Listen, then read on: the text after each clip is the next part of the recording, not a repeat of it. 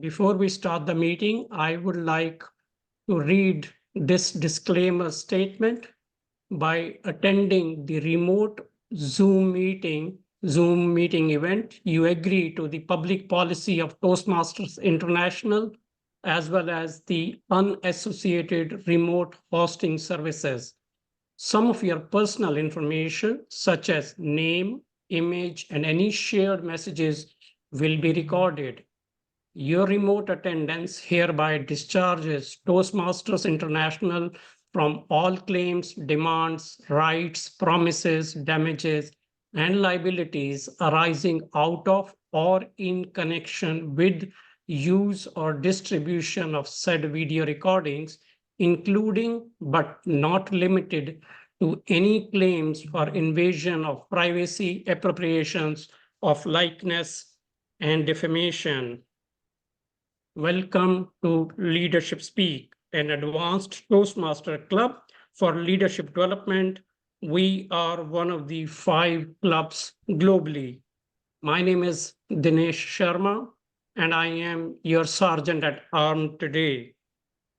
Our club mission is we provide a supportive and positive learning experience in which members are empowered to develop communication and leadership skills, resulting in greater self-confidence and personal growth.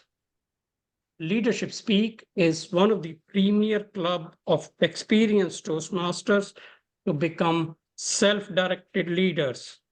We are an advanced club focused primarily on leadership development in everything we do.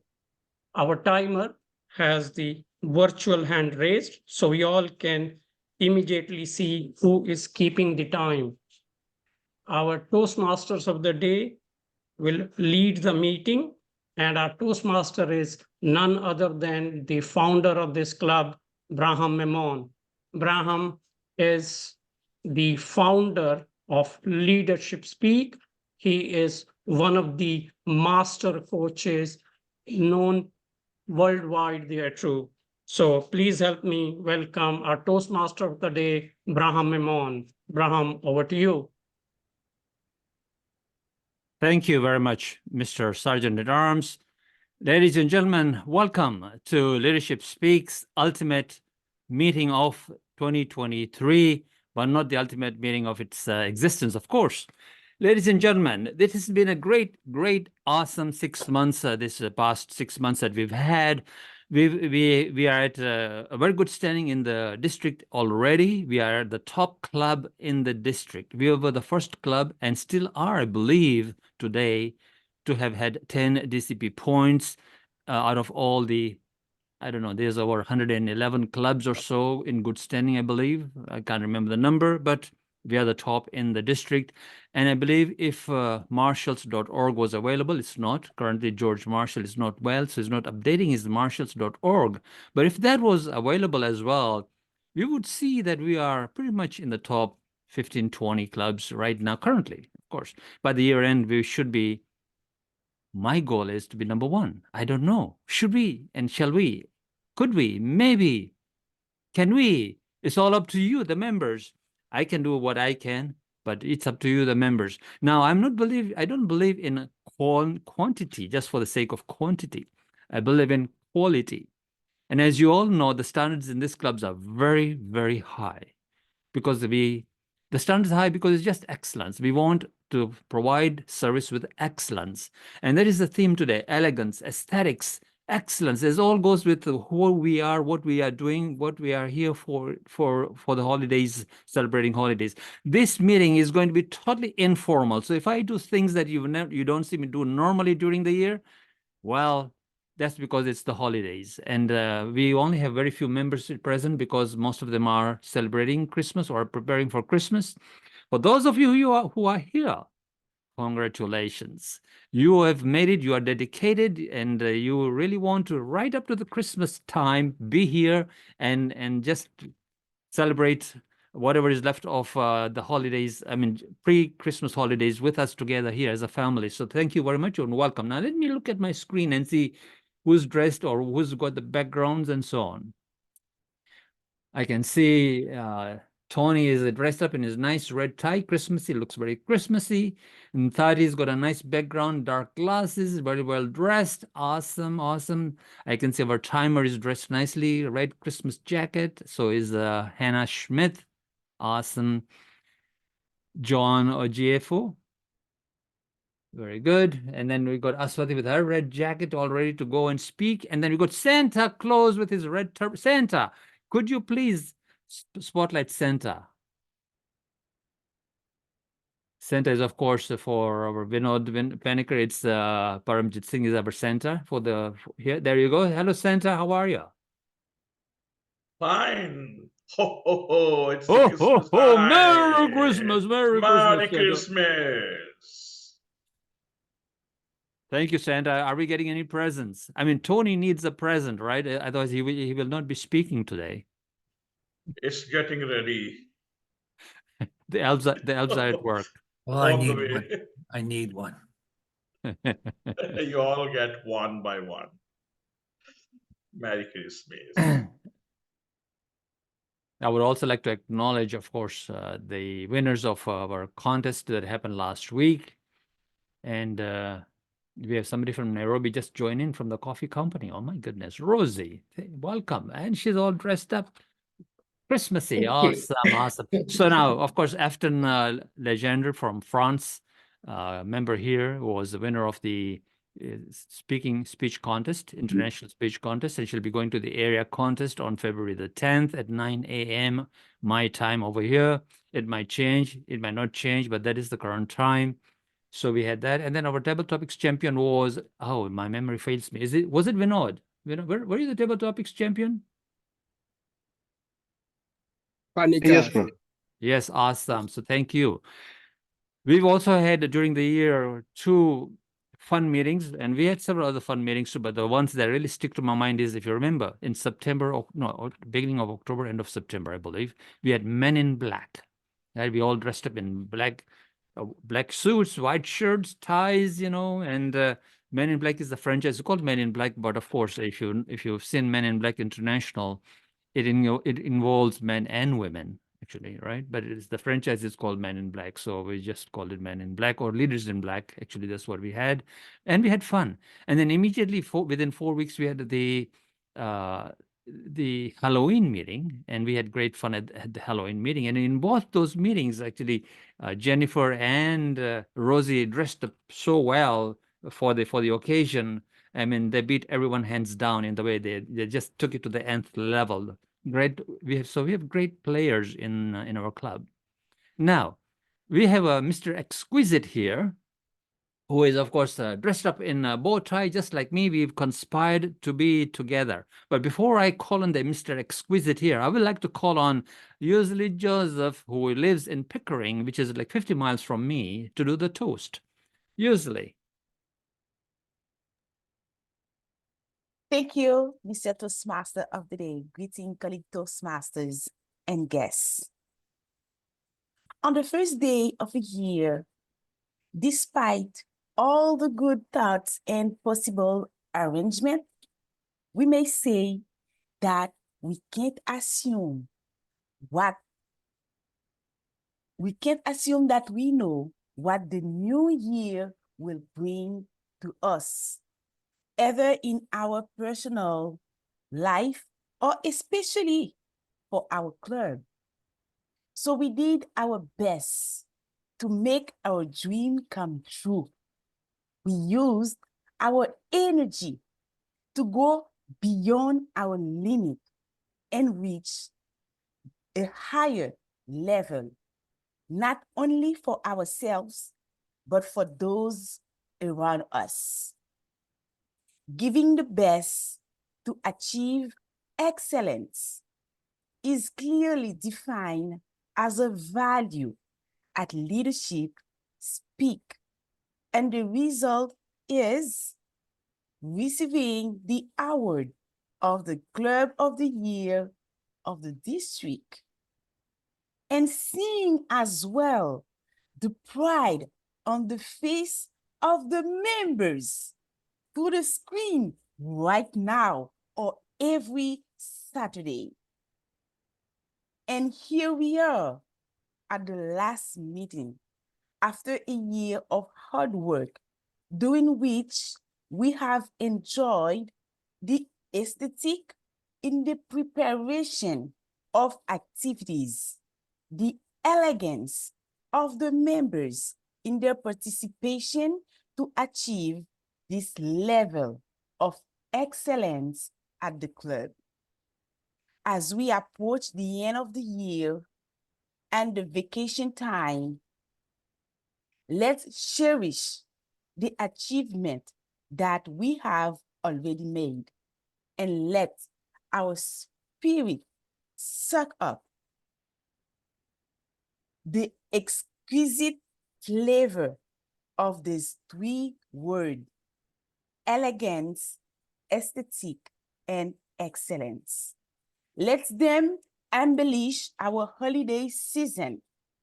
Colleague, Toastmasters, and guests, I invite you to raise a toast for what we have already achieved for this holiday season and for the best to come, with always elegance, aesthetic, and excellence. To elegance, aesthetic, Elegance, and excellence. aesthetics, and excellence. Elegance, aesthetics, Back excellence. to you, Mr. Cheers. Toastmaster of the day. Cheers. Thank you. I'll drink to that. Do you see what's next to me right here? That's the trophy we got for last year's performance from the district. We were the top club in the district. Of course, globally, we were number 5. That's a huge achievement for a club that has been in existence for a year. We came into existence on February of 2022. Between February of 2022 and June of 2022, 4 months, we were President's Distinguished. And in its first full year, from July 2022 to June 2023, we were the top club in the district, top 5 club globally, and the district awarded us this trophy. Now, this trophy, by coincidence, is called, anyone knows? It's called the Tony Bratschitsch Trophy. Now, why is it called the Tony Bratschitsch Trophy? It is called the Tony Bratschitsch Trophy because Tony Bratschitsch, who is here, who's going to be doing the education speech in a moment, is the past district governor of District 86. Is a good friend. I've known Tony for almost 17 years. When I used to live in, those who are in Ontario would know, I used to live in Hamilton, and he used to live in Dundas, not too far away, and we used to meet often. So I've known Tony for that long. And hey, I'm going to meet, I met Tony a couple of weeks ago at my previous club, which was also one of the top clubs globally. And that club also won this trophy. Then my speak 2 years ago, when I was the president, won this trophy. And then when I'm here, this trophy follows me around. I'm grateful that it does. It's in the family. It's in the family. Thank you, Tony. Thank you for presenting this trophy to the district. So with that, ladies and gentlemen, I would like to introduce to you our timer. Our timer is Karine Baptiste, and she's doing 2 roles today. Karine, can you explain what you're doing today?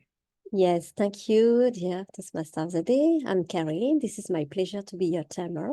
So please see the agenda according different backgrounds, green, yellow, and red. And we'll give you my report between each part. Back to you, Mr. Toastmaster of the Day. Thank you very much, Karine, for that explanation. And as you can see, usually is dressed up for Christmassy for our meeting today. So it's Karine. Thank you so much for making that effort to go the nth level. And now we have our grammarian, who's pretty exquisite himself. And look at him, bow tie and all, and a brand new member, Mamadou. Welcome, Mamadou. Good day, Mr. Toastmaster and distinguished Toastmasters and guests. I'm Mamadou, as our Mr. Toastmaster rightly said, and I am your grammarian, and my responsibility is to pay close attention to all speakers, to everyone who will be speaking today, and to spot uses of grammar, proper use and improper whatever the case might be.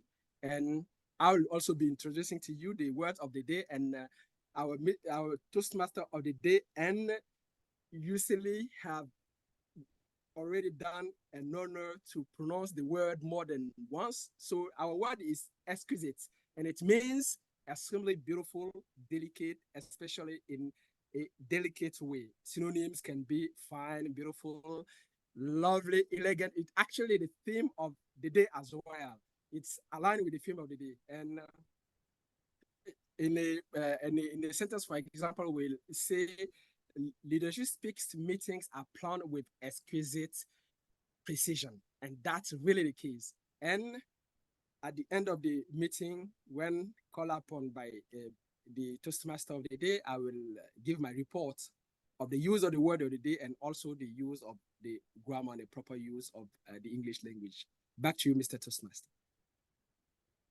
Thank you. And before I continue, however, Rosie wasn't supposed to be in this meeting because she said she was very busy with some arrangements around Christmas time, but she's here. So I'd like to say hello to Rosie. If you can just spotlight her next to me. Hey, Rosie.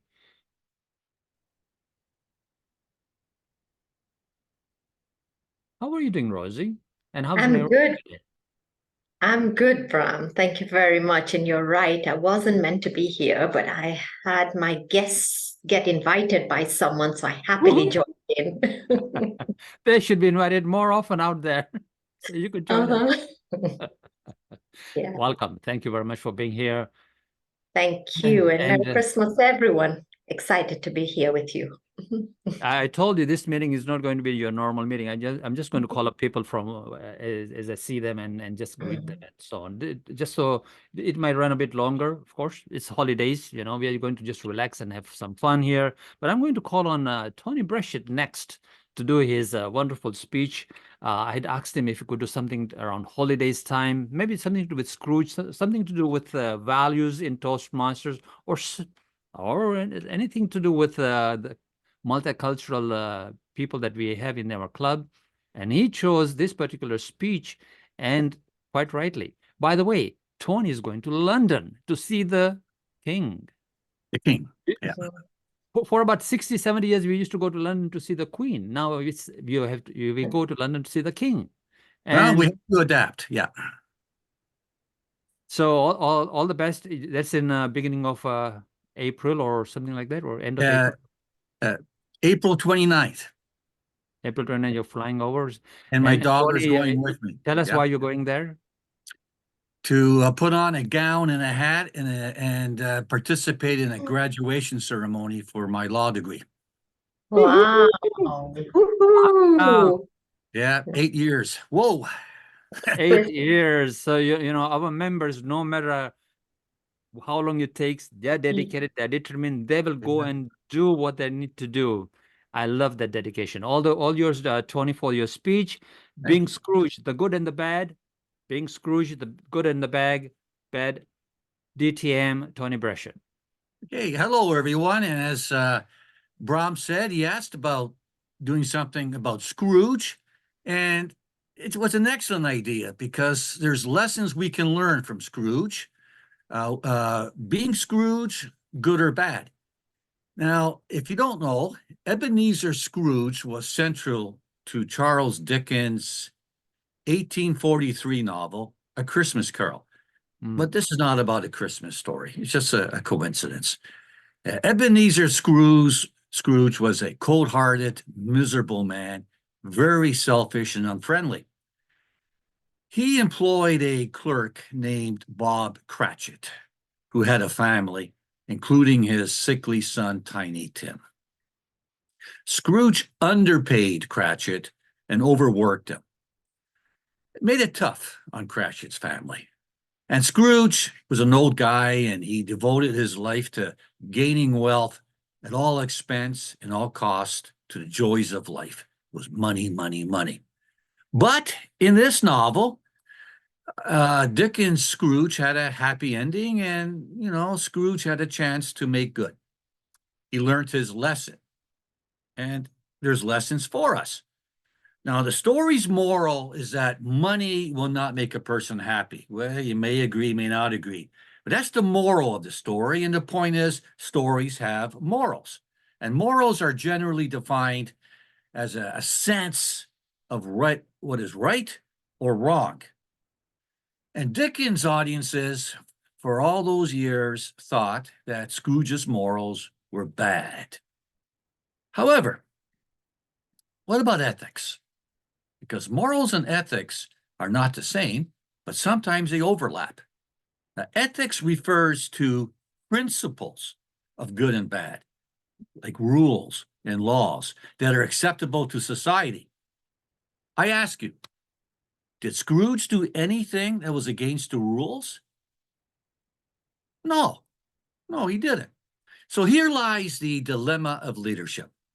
Leadership can be defined as making others more successful. However, Scrooge didn't, because he hoarded everything. Now, you know that Toastmasters logo is where leaders are made. So Toastmasters, where leaders are made. However, in my opinion, it does not tell us how we get there. Okay? Now, they also tell us our core values are integrity, respect, service to the member, and dedication to excellence. And we heard from Brahm and Dinesh about excellence in our club. Yet, those core values are results and destinations. And again, we're not told how to get there. So therefore, who does? Well, clubs, such as Leadership Speak. And we've heard already, it's District 86 Club of the Year, one of the top 5 clubs in the world. And don't forget, one of our club members, Nikita Winkler, is the district's speech champion and world semifinalist. So those points speak to excellence, respect, and service, right? But what about integrity? Toastmasters says that the key to leadership is integrity, their number one value.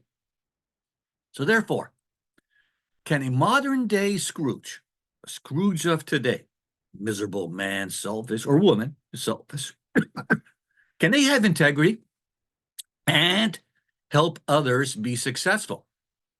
So, whether they like it or not?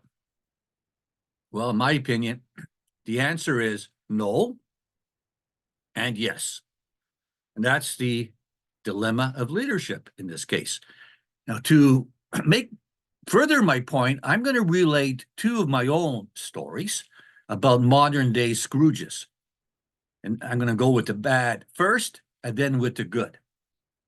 So here's bad Scrooge.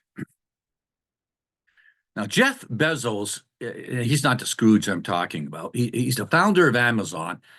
And Jeff Bezos said that integrity is doing the right thing when no one is looking. So integrity is doing the right thing when no one is looking. That made a lot of sense to me. Now, imagine standing in front of a judge in a courtroom under oath, knowing at that moment, if you tell the truth, you would lose the case. Would you do the right thing? Tell the truth and lose? That's a test. So in other words, would you pick victory at the cost of integrity? I was in that dilemma in December of 2015 in a Toronto small claims courthouse. On behalf of my client, I was suing for $17,000 from a longtime customer who refused to pay because they had a new owner who did not want to pay. And that's the bad Scrooge. His name is Dominic the Scrooge. At that moment, the judge asked me if I made a mistake in naming the wrong company on the documents. Right? One word difference, right?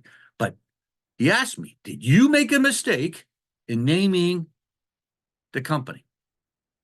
I said, yes, I made the mistake. So I picked integrity, and I felt my heart sink. The judge looked at me for a long time and said he would make his decision later. I left the courtroom, walked towards my car in the parking lot, and Dominic and his lawyer, Stephen, followed me, and they were cruel. They mocked me. They were yelling at me, laughing at me, saying I was an idiot, a fool for making a mistake. Dominic just laid it on thick, and he said he's going to sue me for defamation. This went on and on. I kept my mouth shut. One of my finest presentations. I find if I keep my mouth shut, I do really well. But he was just trying to provoke me. Nevertheless, I got into my car. It was a long drive home. Well, I went to the office first, and there was Patrick, my client. And I told him, "This is Patrick, I made the mistake," and I described it. And I told him, "Looks like I lost the case." And, he didn't say much. What could he say? 16 months of my work down the drain because of that mistake. On March 14th, 2016, almost 3 months later, I happened to be in the office standing with Patrick when the mail came in. And in the brown envelope was this 11-page decision by the judge. 3 months. Patrick took it out of the envelope, looked at it, went through a few of the pages, got to the end, and he looked at me again and gave it to me. I'm going to show you the front page of this. I'm going to share my screen right now.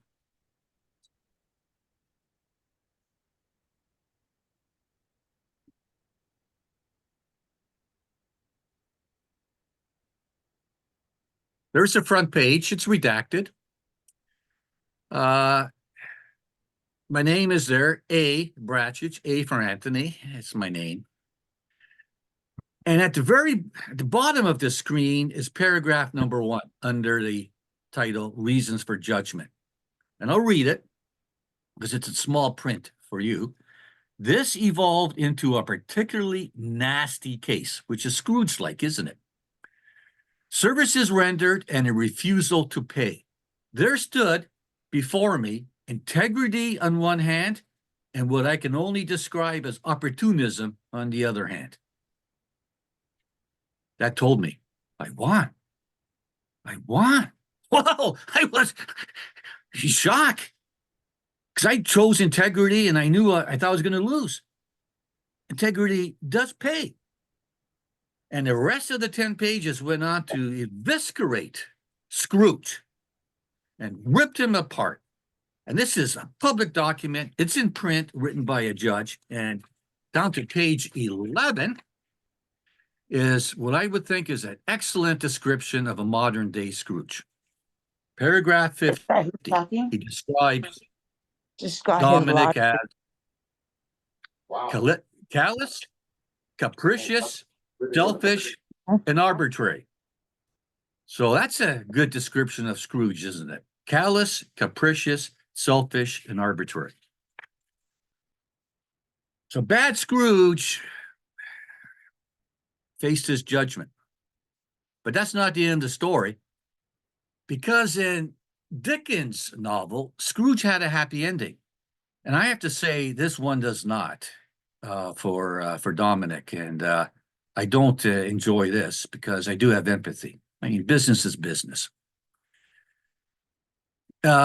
His lawyer, Stephen, stole $3.2 million from him and left the country. And then 3 years later, his business went into receivership and Dominic lost everything. So there's a story about a Scrooge who just never learned his lesson. That type of leadership he had is known as coercive leadership. It's one of the 6 types of leadership styles that Daniel Goleman, the psychologist, coined. He's the same one that it was covered in the previous presentation by Murnau and others regarding emotional intelligence. So this same fellow, Dr. Daniel Goleman, outlined 6 types of leadership skills, and coercive is one of them. And as leaders, we should be able to shift through at least 4 of them, depending on the circumstances and the people involved. However, with bad Scrooge, you only had one type of leadership skill, and it cost him dearly. Now, Tony the Scrooge is the second part of the story. Another situation, it was a couple years earlier, the shoe was on the other foot. I was the Scrooge. And this is a nasty story as well. Ultimately, it came down to integrity. This is a common theme. Now, remember, Jeff Bezos said, integrity is doing the right thing when no one is looking. In this particular story, there was 350 union members, one union lawyer, and one police officer, all looking at me. I was hired by this union to chair their annual general meeting. The union's executives were very concerned about a group of dissidents. The union executives needed to get officers elected, or the union could not exist. And it's just like our club. If we can't elect officers, we cannot exist. And it's the same thing with other organizations, of course. The union's lawyer also wanted to pass 4 motions that I thought were very oppressive and undemocratic. But hey, that wasn't my job. My job was to chair the meeting. But I thought, hey, that's not morally right. But again, none of my business. My job was to run the meeting. I had 2 preparation meetings with the executives, and I obtained a copy of their bylaws. Then I went home, and a couple of days later, I saw a newspaper clipping, and I'm going to share the screen again. And this is the last slide I'm going to show you.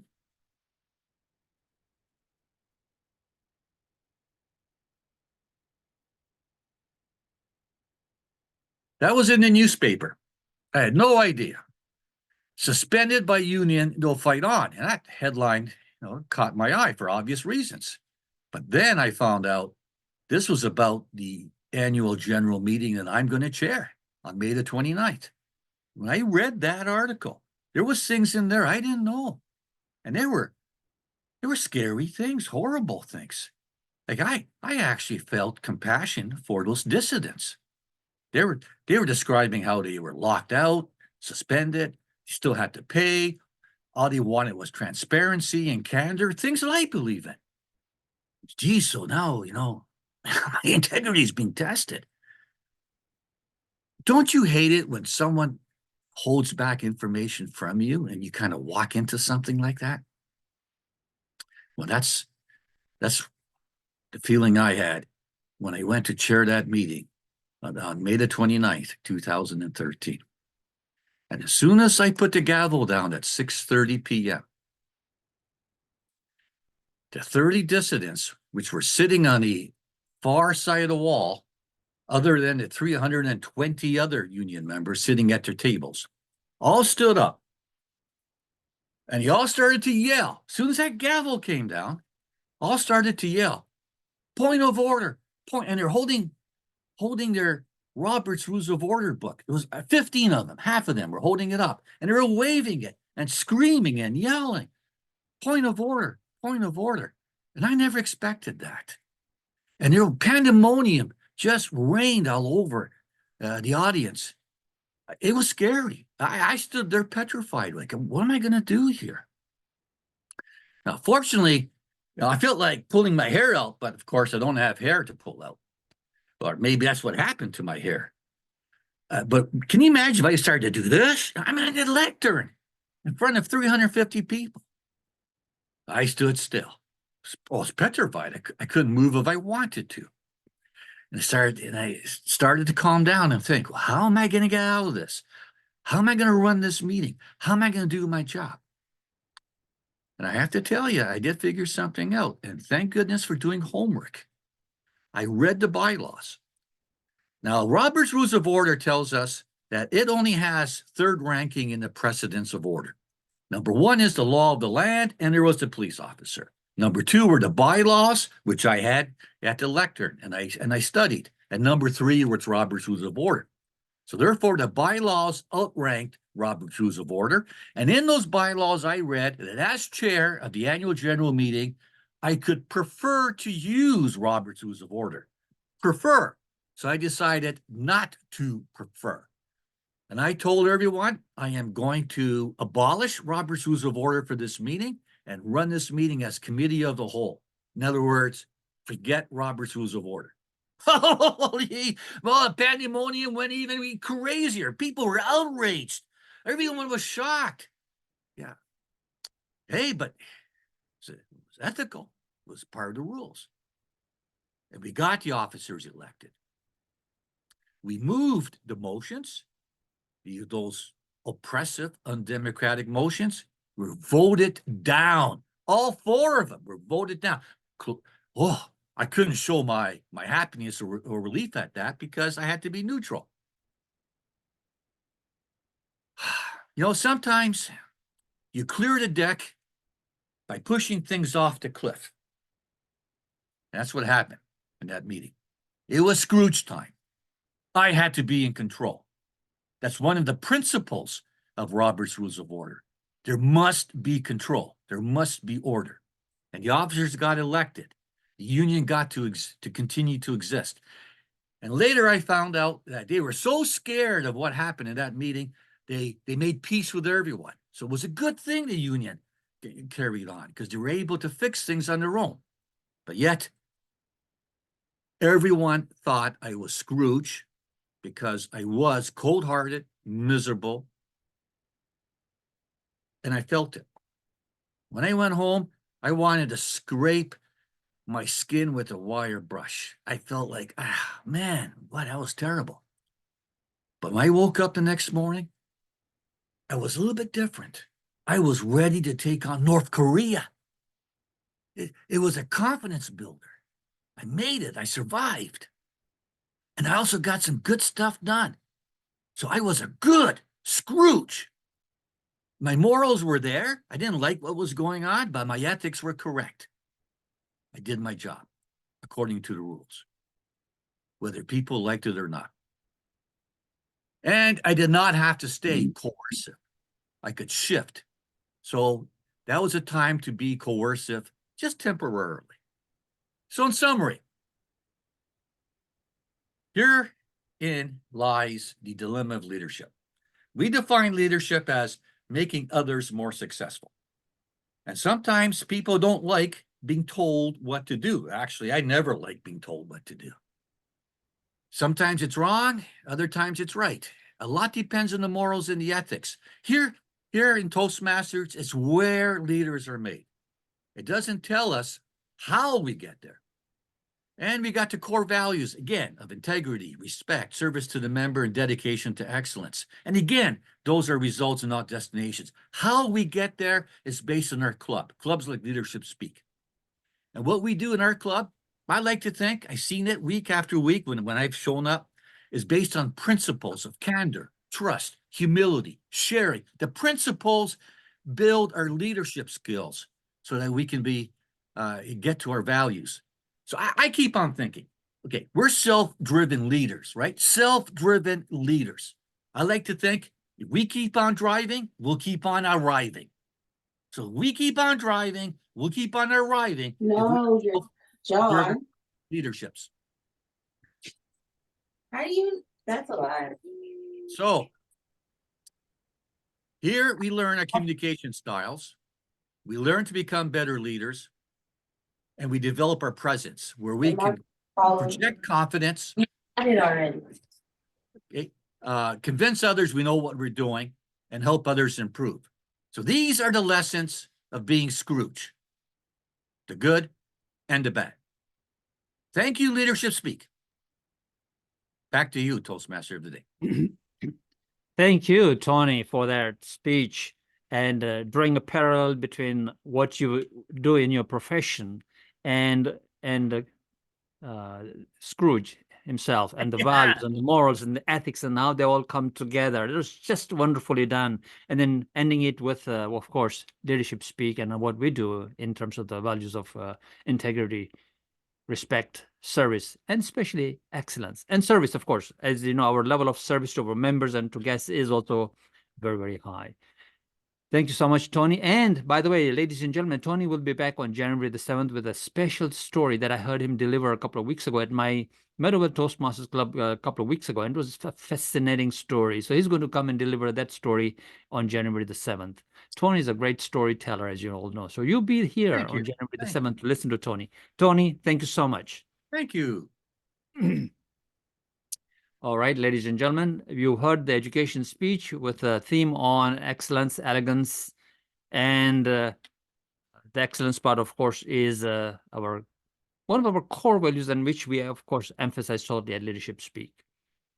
Our next speaker, now we're going to go to actually the speaking part of the meeting. Now, let me just view the screen here and see all the speakers on the screen. And I can see some people have switched off their videos. So as you all know, I always say, please switch on your videos. I would like to ask the Zoom master, or whoever has the control of muting people, to actually mute people. If you are not speaking, please make sure that you are muted. We saw that there was somebody unmuted and they were talking, and so you have to be quick, Mr. Sergeant, Mr. Zoom Master, on that, okay? If they by mistake unmute themselves. Thank you, everyone. Let's move on to the next part of a meeting, the speeches, and I can see Deborah Walker is already all prepared. If you can put on Deborah Walker next to me, let's see how she's dressed up for this occasion. Oh my goodness, is she playing baseball or running? I don't know. Well, I think it's running, 5K. I think I've seen her post on Facebook. She's a runner and a walker, and so we'll find out a bit more about that, I believe. Her evaluator today is going to be, who is the first evaluator? Beverlyn Ongaro. Hey, Beverlyn, what is the project objectives? Anything extra that you're looking for in Debbie's speech? So the purpose of Deborah's speech today, ladies and gentlemen, fellow Toastmasters, is for her to deliver a speech using research methods, a well-organized, well-researched speech on any topic of her choice. I can't wait to hear what she has to deliver for us today. Her speech is 5 to 7 minutes. Beverlyn, by the way, are you a lawyer? Yes, I am. So you should connect with Tony. You know, he's just got his degree in as a lawyer. So, you know, we got 2 lawyers in this club. Wow, amazing. Thank you so much. Ladies and gentlemen, please help me welcome Deborah Walker. Walker, Deborah Walker. All yours. Oh, no. This is not happening. I am not getting passed by a gopher. Yes, you heard me. A gopher. A small brown rodent. Before COVID, my husband Dave used to run. Me? I hate running. I have no spring, no speed, no stamina. Where will you find me? Waiting for Dave at the finish line. But this past spring, Dave started running again. I'm going to enter the Royal Road Race. Why don't you join me? Have you lost your mind? He looked at me as if to say, huh, touchy. End of story? Not exactly. You know that timing is everything, right? And by sheer coincidence, I just happened to have my annual checkup with my doctor. Dr. Bauer, my husband invited me to enter a road race with him. But I hate running. Do you have any stress in your life? Is that a trick question? Well, don't we all? If you don't like running, why don't you try walking? According to the Cancer Research UK, the #1 benefit to walking is that it reduces stress. Really?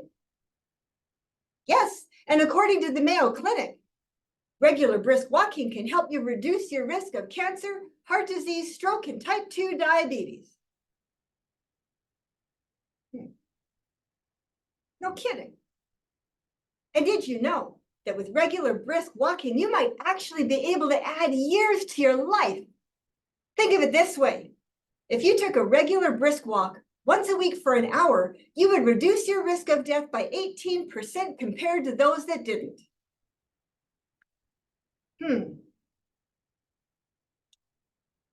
There are 52 weeks in a year. That's 52 hours. That's just a little bit more than 2 full days. Do you mean to say that by spending that short amount of time, I can reduce my risk of death by 18%? Correct. And that would give me an edge over most people. Yes.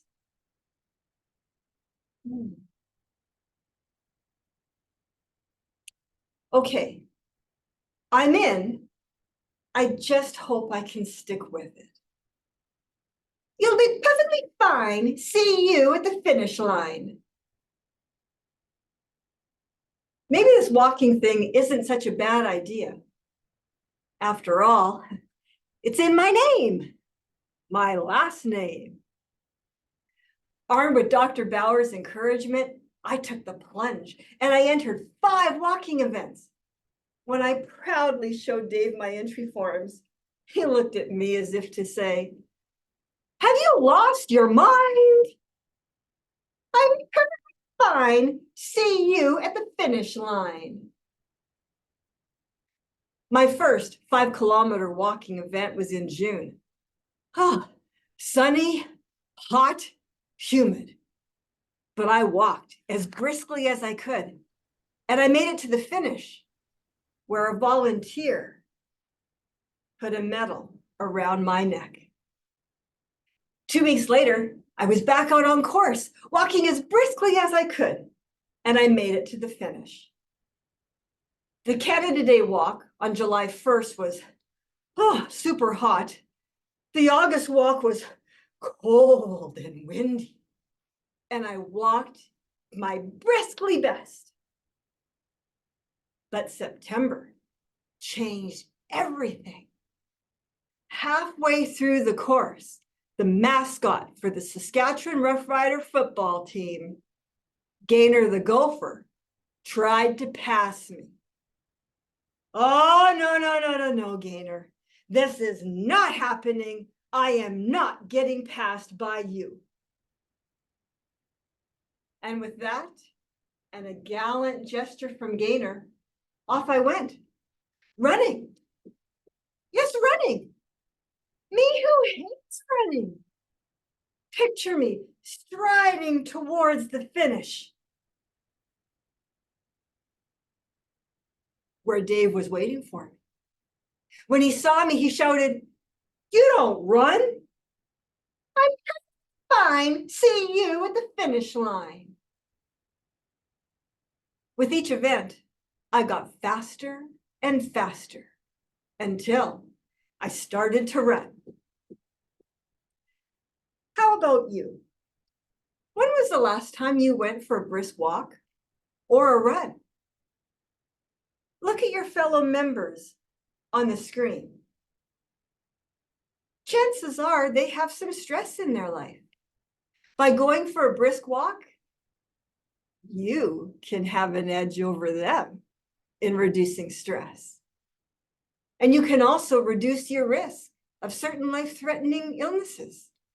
And you might even be able to add years to your life by investing a mere 52 hours a year, just a little more than 2 full days, to have more time to spend with family and friends doing the things that you love. Now, is that worth an hour a week? On the other hand, you might be thinking, "Deb, have you lost your mind?" Of course not. But even if I had, all you need to say is, "I'm perfectly fine. See you at the finish line." Mr. Toastmaster. Wow. You know, what an inspiring speech. Something that you never ever done before. Then you take it on and suddenly you find that you're going beyond what you even thought you could possibly be doing. What an amazing speech of inspiration and taking on to something that you never ever thought that you'd never ever do. And then suddenly, you know, doors open up and you're doing it. And just like a Toastmaster, you know, you never thought that you could be in a contest or in table topic speaking, even though we don't have table topics, you know, we had so many entrants. And then in the speech contest, we had so many entrants in the speech contest. Deborah, thank you so much. By the way, Deborah, I do go for a brisk walk every day. And I've made it actually a point to run every day as well. Maybe even 100, 200 yards, not much. But I run because I think my health over the COVID time had deteriorated, and I didn't know that it was had deteriorated so much because I wasn't going to the gym. So I made a point that I'm going to run every day, even if it's 100 yards. Sometimes I run, of course, quite a bit on the treadmill, but outside, if I'm walking and I'm not going to the gym, I run and walk briskly. So, ladies and gentlemen, to be healthy is not only the mind, but the body, excuse me, and the body as well. So, thank you, Deborah. Our next speaker is, oh, by the way, I should mention, sorry, I think I'm getting a bit too excited over here, that Deborah is officially a speech coach, certified by Craig Valentine. She's a certified Craig Valentine coach. And you can see how she speaks is just amazing. She was not able to enter the speech contest this year, I think, because she does a lot of other things that she wanted to really get done before. So next year, hopefully we'll see. I think what we will do in the coming years, sometime in February, March, is we're going to put together all of our top speakers. It's not a contest. All of our top speakers, and let them exhibit their speaking prowess. I think we will do that actually, so that we can learn from them and watch and what they are doing, and then actually learn what and how they speak. So I think that'll be a great thing. So as your VP of Education, next year we might do something like that, if of course the speakers are agreeable to it. Our next our next speaker is my dear friend Marie Cousin. If you can put her on the screen. She's all the way from Switzerland, having lived in France for quite a while, most of her life, then moved to Switzerland with her parents, and now she's in Switzerland. Is Marie here in the audience? I can't see Marie in the audience, Brahm. Okay, no problem. It gives us more time to sort of do other things. Our next speaker after Marie was going to be Mohammed Asif Saiyed, our president. Mr. President, are you there? If you can put Mr. President on, is the video on? Are you all perfect? Oh, look at the room you are in. You are in you look all Christmassy, Mr. President. And today, I think he's going to speak about his favorite subject, about mentoring, and he's going to talk about mentoring and strategic leadership. My tongue twister. So he's actually today, he's not in his home, but he's in his hometown. Actually, he's not where he usually resides, which is in UAE, but he's in Ahmedabad right now, and which I believe is his hometown or his home country anyways. Ladies and gentlemen, please help me welcome Mohammed Asif Saiyed. Role of mentoring in strategic leadership. Role of mentoring in strategic leadership, Mohammed Asif Saiyed. Oh, and before you go on, sorry, yes, because of the Marie debacle there, I forgot all about the evaluator. So thank you for putting the evaluator on. Nthati, how are you doing today? I'm well, thank you. And how are you? I'm doing great as well. So tell us how Asif is going to perform, or what is he going to be doing today? Yeah, thank you very much. Asif will be presenting a speech from the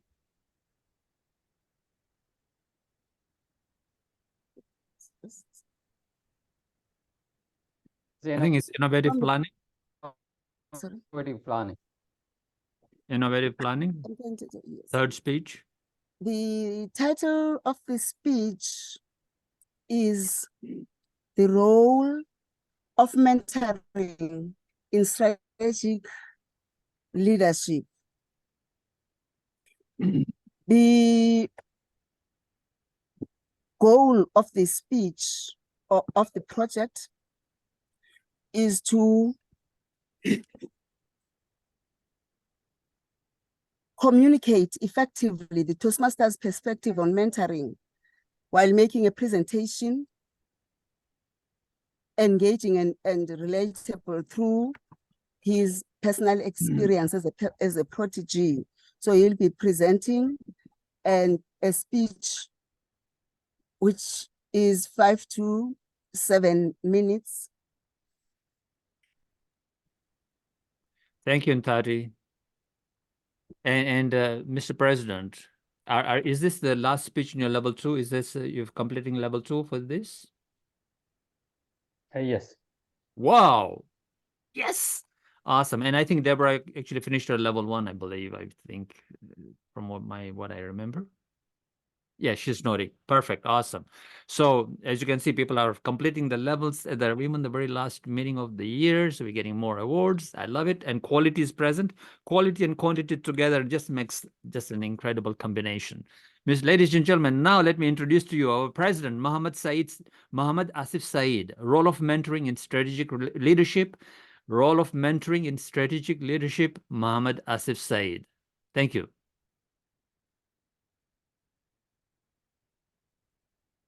Dear fellow Toastmaster leaders, what we know, what is the role of being a mentor or being a prodigy? Because this particular topic has been discussed many, many times, umpteen number of times, whether in Toastmasters or outside Toastmasters. But what is very important is how can mentoring help in strategic leadership?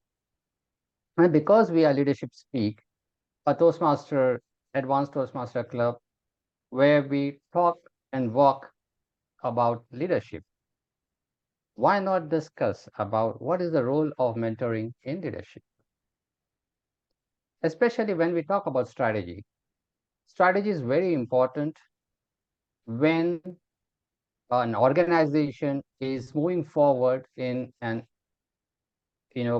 kind of an unrecognized or a kind of a future where things are not so clear, ambiguous. There is complexity. There is so much of quick decision making required that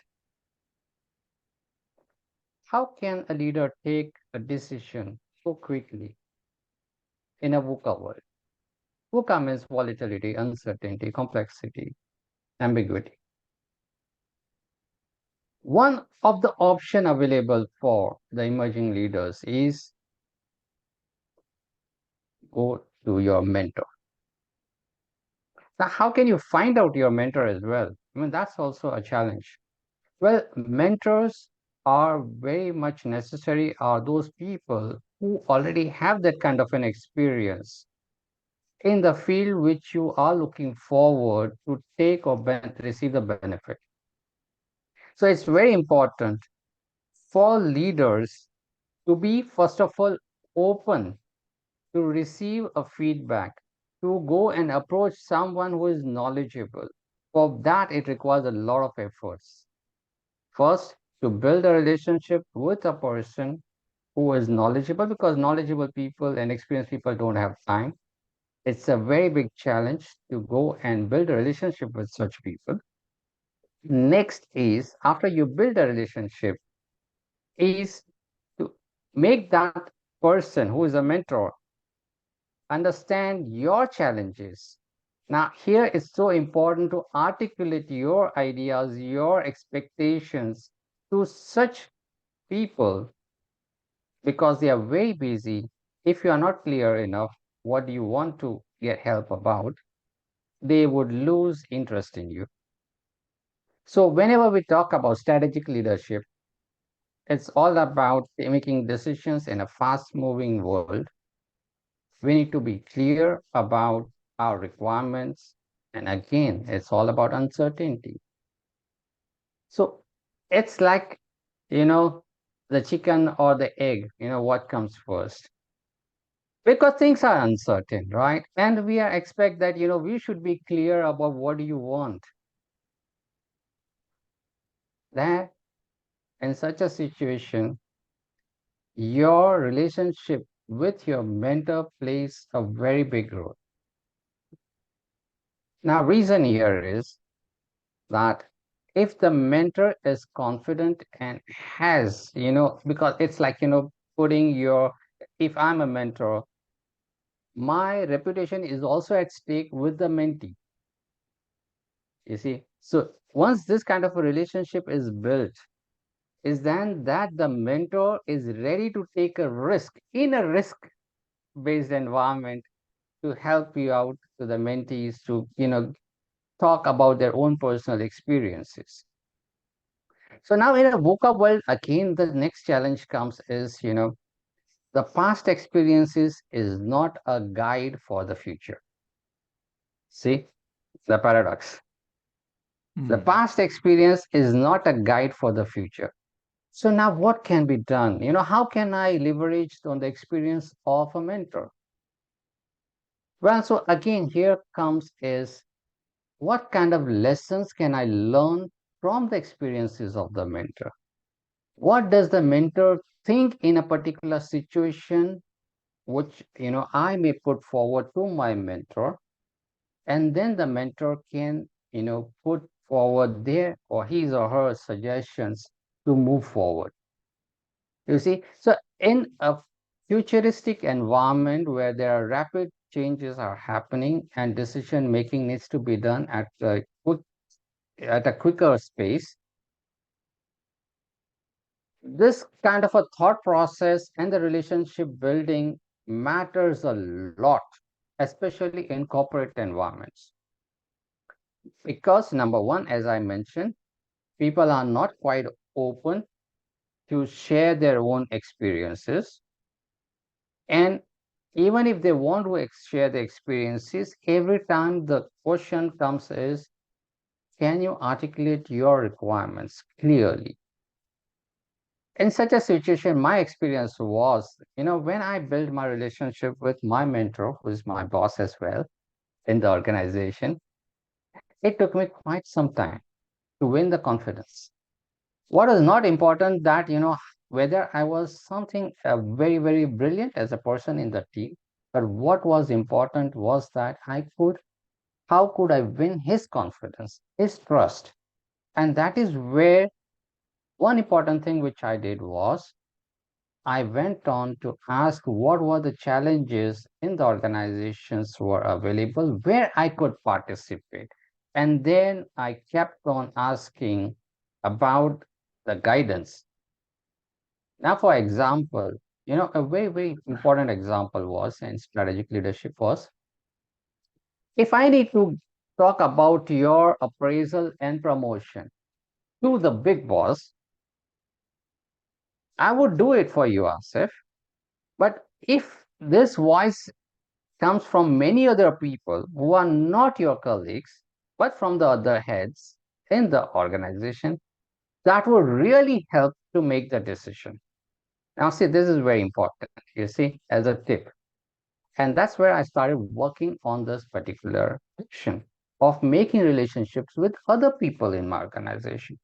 So this is the kind of, tips you would receive from your mentors to proceed further with confidence by building relationship, by building trust and confidence of your mentor.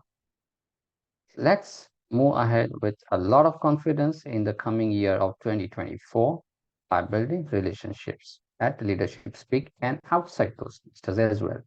Back to you, Toastmaster of the Day. Thank you, Mr. President. What a well-versed message for the year end and how we should conduct ourselves in the coming year. As you all know, we have mentor groups, but we are going to reconfigure those mentor groups for the coming year because of the geographic locations. Timings are different everywhere. So one of the essential parts of being a self-directed leader and what we are here for is that it's a triad. One is, of course, how you communicate, how you speak with confidence, right? As we all do in our speeches, and we're learning how to do that at a different level than a community level. Then the other is, of course, being self-directed and being able to do strategic planning. And the third is the critical thinking, which comes from mentorship and being a good evaluator. Those things make what leadership speak really is, of course, and we use technology and our leadership skills that where we are at to deliver service. Mr. President, thank you so much for encapsulating our message very well. And Mr. President here will be leading our first meeting of the year, January the 6th, as the Toastmaster of the day and telling us all about his plans for the next 6 months. Thank you so much. We'll see you then. Our next speaker is Aswathy Rajan. And if you can put her on the screen here for me. Hello, Aswathy. Hello. Are you there, my dear? Yes, I'm here. Let's see you. Let's see you come. Oh, there you go. Oh my God. Look at that red, all Christmassy and all that. Yeah. How are you doing, Aswathy? Yeah, I'm doing well. Great, How's- actually, in full celebration mode today. I bet. Yes. And I want to thank you for being a part of the podcast that we do regularly on Monday. You've been so regular. I mean, you were not well for a couple of weeks. That's okay, but otherwise you are there. And you had somebody, as Tony always says, when you are there, as the moderator in those podcasts and what we are doing on Mondays, it goes very well because the way you introduce the whole event, I've never not seen anybody else do it like you do. Now, why am I saying this here publicly? Because, the podcast always results in guests joining as members. They come to the podcast, they never come to Leadership Speak, but when they see the podcast, now we run with excellence and you add that energy, they want to join Leadership Speak. So here today, you can see John Ojiefo was in a podcast and he joined. And Nokabe, who's here as well, she's joining. So they're all members from January the 1st, by the way. But they're here and we want to welcome them as members today. So thank you for being part of that. And you're doing an excellent job. And really, from the bottom of my heart, you really add a lot of value to the club. Thank you so much. And yeah, let's celebrate that, right? Now, her evaluator, our fourth evaluator is Marcella St. Omer. Hi, Marcella. Hey, she's dressed as a Santa. Hello, Santa Marcella. Hello. Good day, everyone. Today, Toastmaster Aswathy Rajan will present a 5 to 7 minute speech from the PATH Strategic Relationships, Level 4, Project 1. The purpose of her speech is to make connections through networking. After attending a networking event, the member will present a speech about her experience, about what was learned, or on the benefits of networking. She may be personal or informational about networking. Over to you, Brahm.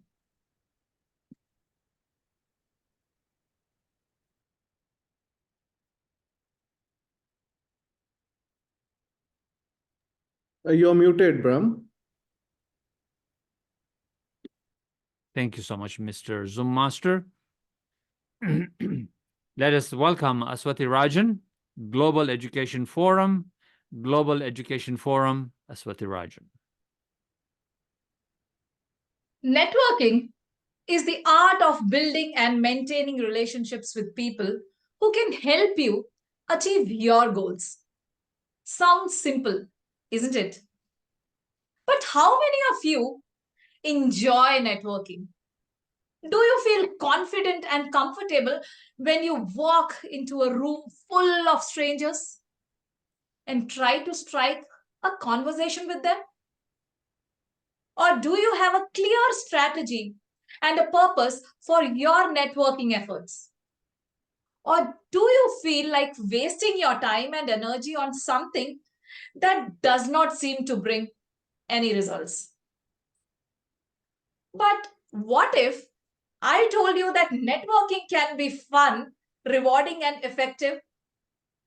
What if I told you that networking can help you grow personally and professionally. Expand your opportunities and enrich your life.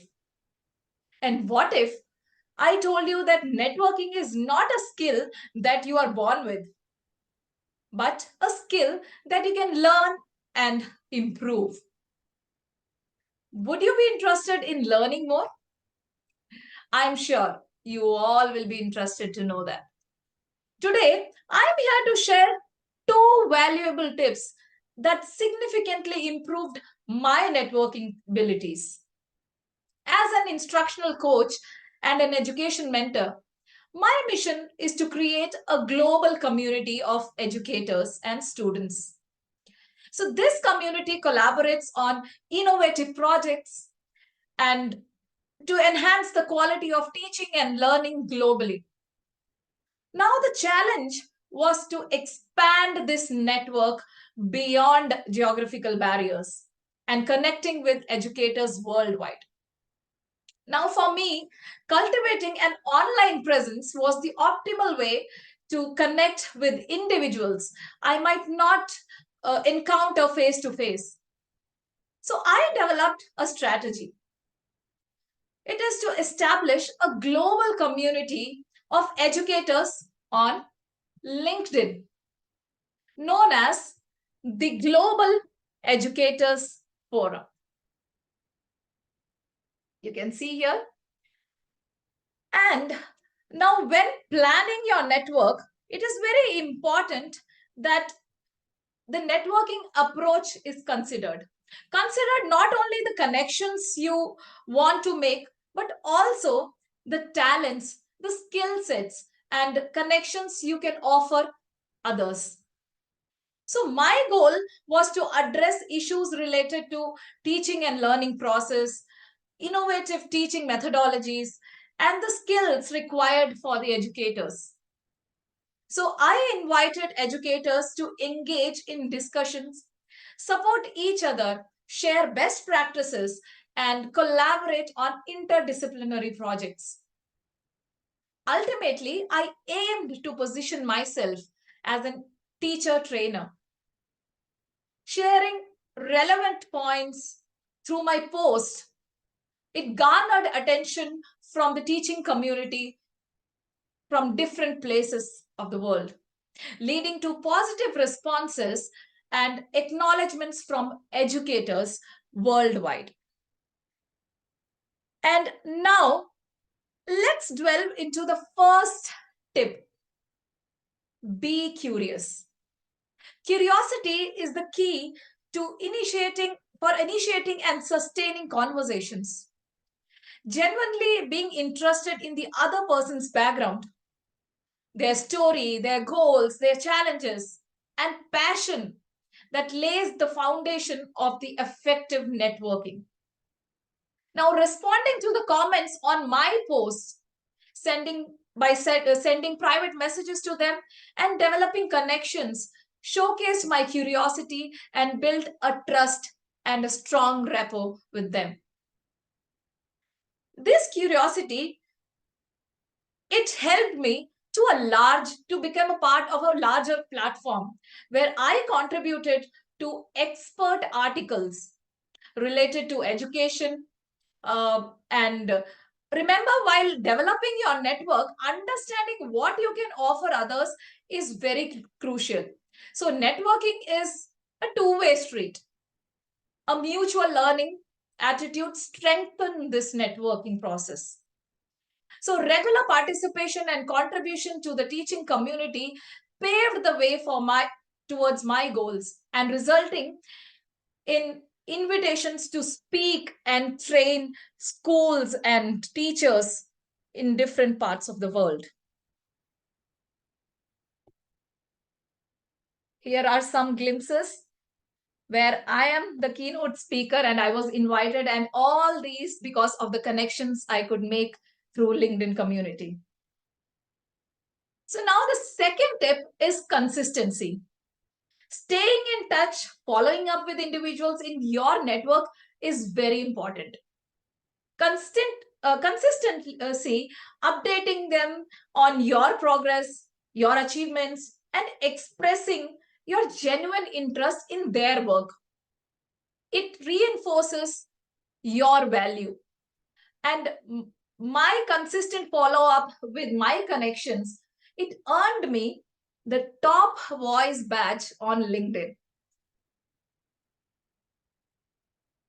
And it expanded my network and amplified my impact as an instructional coach.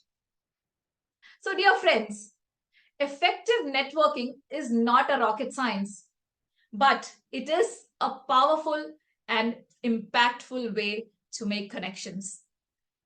Applying these 2 smaller tips to your next networking opportunity, whether online or offline, formal or informal, personal or professional, can lead to sustained growth and impressive results. So, happy networking. Here is my details where you can connect with me and we can learn and grow together. Thank you. Back to you, Toastmaster of the Day. Excellent use of technology. Thank you so much, Aswathy Rajan. As we all heard from Dr. Aswathy Rajan, is how she's become from being a doctor of zoology, PhD in zoology, to becoming an educator and teaching teachers how to look at education and what they need to learn to better engage students and to get a better field of education. Also, we heard from Aswathy that networking and LinkedIn are so crucial to being successful. It doesn't matter whether you're in your own business as an entrepreneur or as a professional. You have to have something on LinkedIn and you need to have conversations and you have to build a presence, because I find that most people, they're looking for a job suddenly, or they're at a point where they need to change something and then they're scrambling to create a network. There was a book called Dig Your Well Before You Are Thirsty, for a reason. You have to be prepared well before the event arrives where you need your network. And of course, as an educator, you educated us very well today. Thank you, Dr. Aswathy Rajan. Our next speaker is, looks like my voice is going today. I'll pause for a while my voice gets back into its place. Hannah Schmidt. You can put Hannah Schmidt on the screen, and don't forget to use the word exquisite, which is our grammarian is like keenly listening to you, wondering, what are you going to use? Exquisite? Are you all being exquisite? So I put it right here next to me. And of course, the theme is over here. Now, Hannah was, of course, the 3rd runner-up in our contest this year. She did a lot of work to be able to get there. Amazing. Congratulations, Hannah, for doing such a fine job. It was a fantastic speech. We all loved it. You've certainly garnered a milestone in your career in Toastmasters, and hopefully you will take it out in the real world and do something with it as well. Our evaluator today is Amit Dudani, and Amit has been a bit busy in his life, but he's getting re-engaged with the club. We're so pleased to have him back, engaged as our evaluator here. Amit, what's Hannah doing today? Thank you, Brahm. So in this exquisite lineup of speakers, my speaker, Hannah, today will be attempting Level 4 Project 1 under the Pathway Dynamic Leadership. And the purpose of her speech is for Hannah to practice developing a change management plan and to share some aspects of her change management plan. And there are a few things she's asked me to look at. One is screen presence, vocal variety, audience engagement, and to top it, everything else. I wish Hannah all the best and good luck to me as well. Back to you, Mr. Toastmaster. Thank you. Ladies and gentlemen, please help me welcome the exquisite Hannah Schmidt. C2C. C2C, Hannah Schmidt. Are you contemplating to manage change? from city to country? Before your final decision, sit down and give it a second thought. Miracles do not happen overnight. Mr. Toastmaster, yes, as mentioned in my previous speech, I have bought my grandmother's house in the country.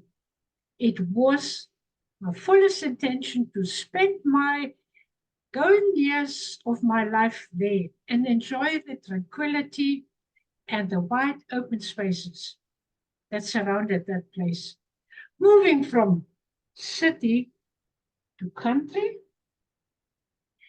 is this a childhood dream come true for me? Until I sat down to make my calculations, I have never, ever realized what a possible change from city to country this would entail. What consequences managing a change would this bring about? I've always been a city girl. The urge for this must buy and moving from city to country would definitely have an immense and a huge impact on me. Thus, I consulted my daughter Erica. Mother,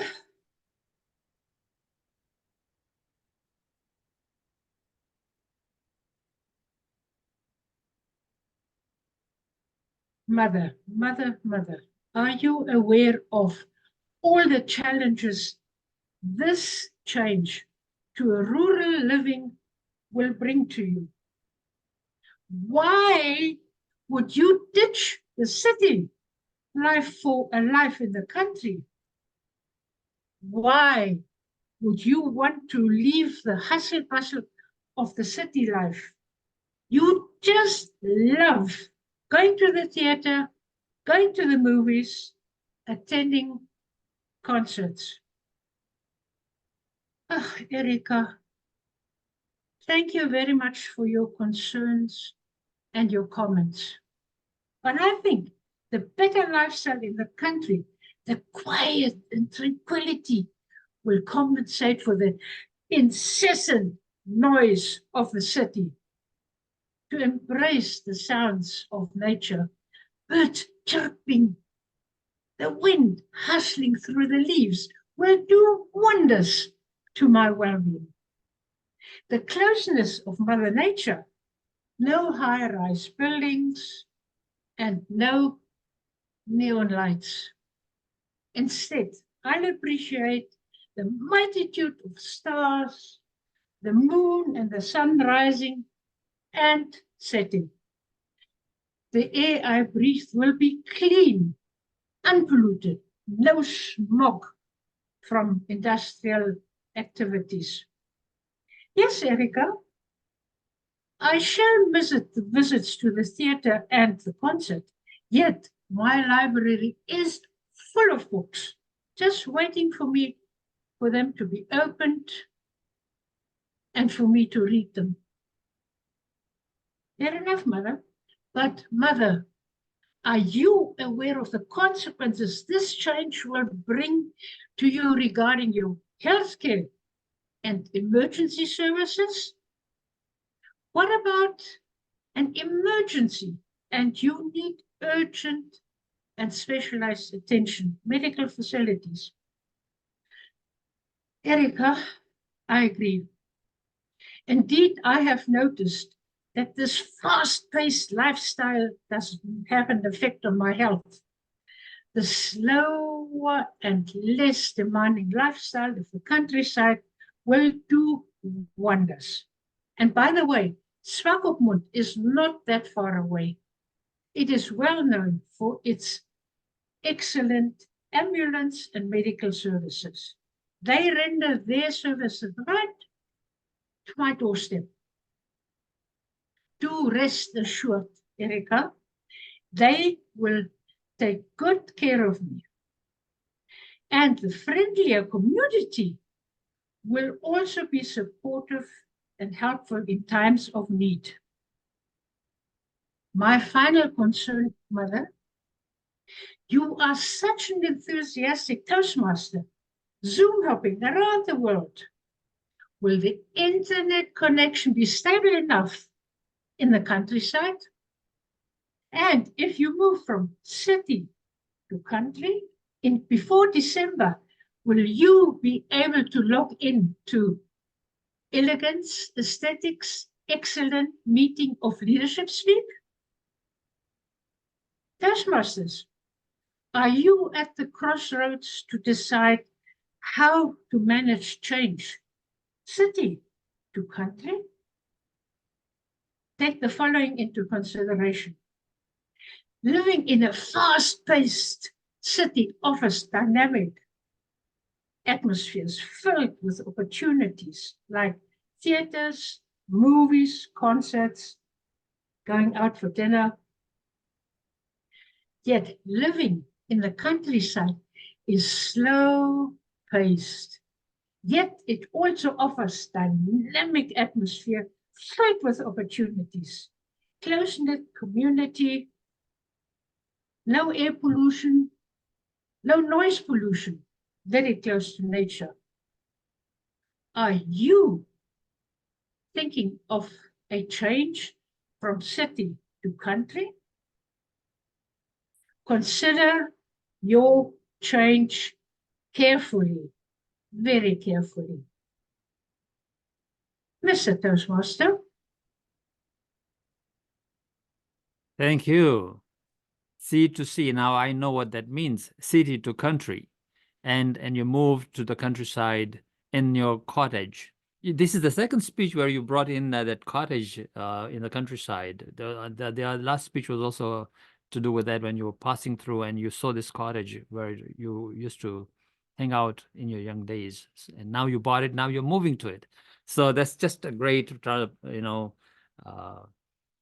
transition from one speech to the other, how you're conducting your speeches. It's just incredible how you're now putting together your material and your speeches and the continuity between them. Love it. Thank you so much. And I quite agree with you that living in the country, there's no pollution. It's quiet. The birds chirping and the wind's blowing, and life's relaxed. You're sitting on the deck, drinking martinis, sundowners. That'll be great. All right, Hannah, thank you so much. And Hannah, of course, today as well finishes a level. So we got 3 levels finished from Deborah, our president, Asif, and Hannah. 3 levels done, 3 education levels completed today. Thank you so much, everyone, for bringing quality and as well as following your goals in the club. Thank you. Our next speaker is my dear friend, Claudette Thomas. He's dressed in red as well. Christmassy, all right, Claudette. And to tell us what Claudette is doing today, we have our brand new member, Mamadou Goebre, who is going to be quite exquisite in explaining to us what Claudette is doing. Thank you, Mr. Toastmaster. In this exquisite setting and ballet of great speakers, we are welcoming now another great speaker. Claudette will be presenting a speech from the Motivational Strategy Path. The purpose of this project is for the member to clearly define how Toastmasters envisions mentoring. And as a consequence, she will be presenting a speech about a time when she was a protege and shared the impact and importance of having a mentor. She will be speaking for 5 to 7 minutes. And she wanted me to focus on her Zoom presence and storytelling skills. Back to you, Mr. Toastmaster. Thank you. So that's another mentoring speech we are going to hear. Ladies and gentlemen, Claudette Thomas, the lives you touch. The lives you touch, Claudette Thomas. Mr. Toastmaster, fellow mentors and proteges, my stomach was in knots. My heart was racing. Then out of the corner of my eye, I saw her, tall and slender, standing at the kitchen sink. Are you wondering, who is she? Imagine your first day at your new job. Back in 2000, that's where I was. I walked into the lunchroom to the smell of popcorn. My hands were shaking as I reached for a napkin. The tall, slender lady, wearing an exquisite blue dress, looked at me, walked over and said, "Are you Claudette?" Her smile was friendly and engaging. "Yes, I am. I'm Penny, the mentor. Welcome." Penny and I connected right away. As a new social worker to the office, I needed to build my skills and confidence. Penny provided me with some hands-on training, guidance, and feedback, and shared her experiences.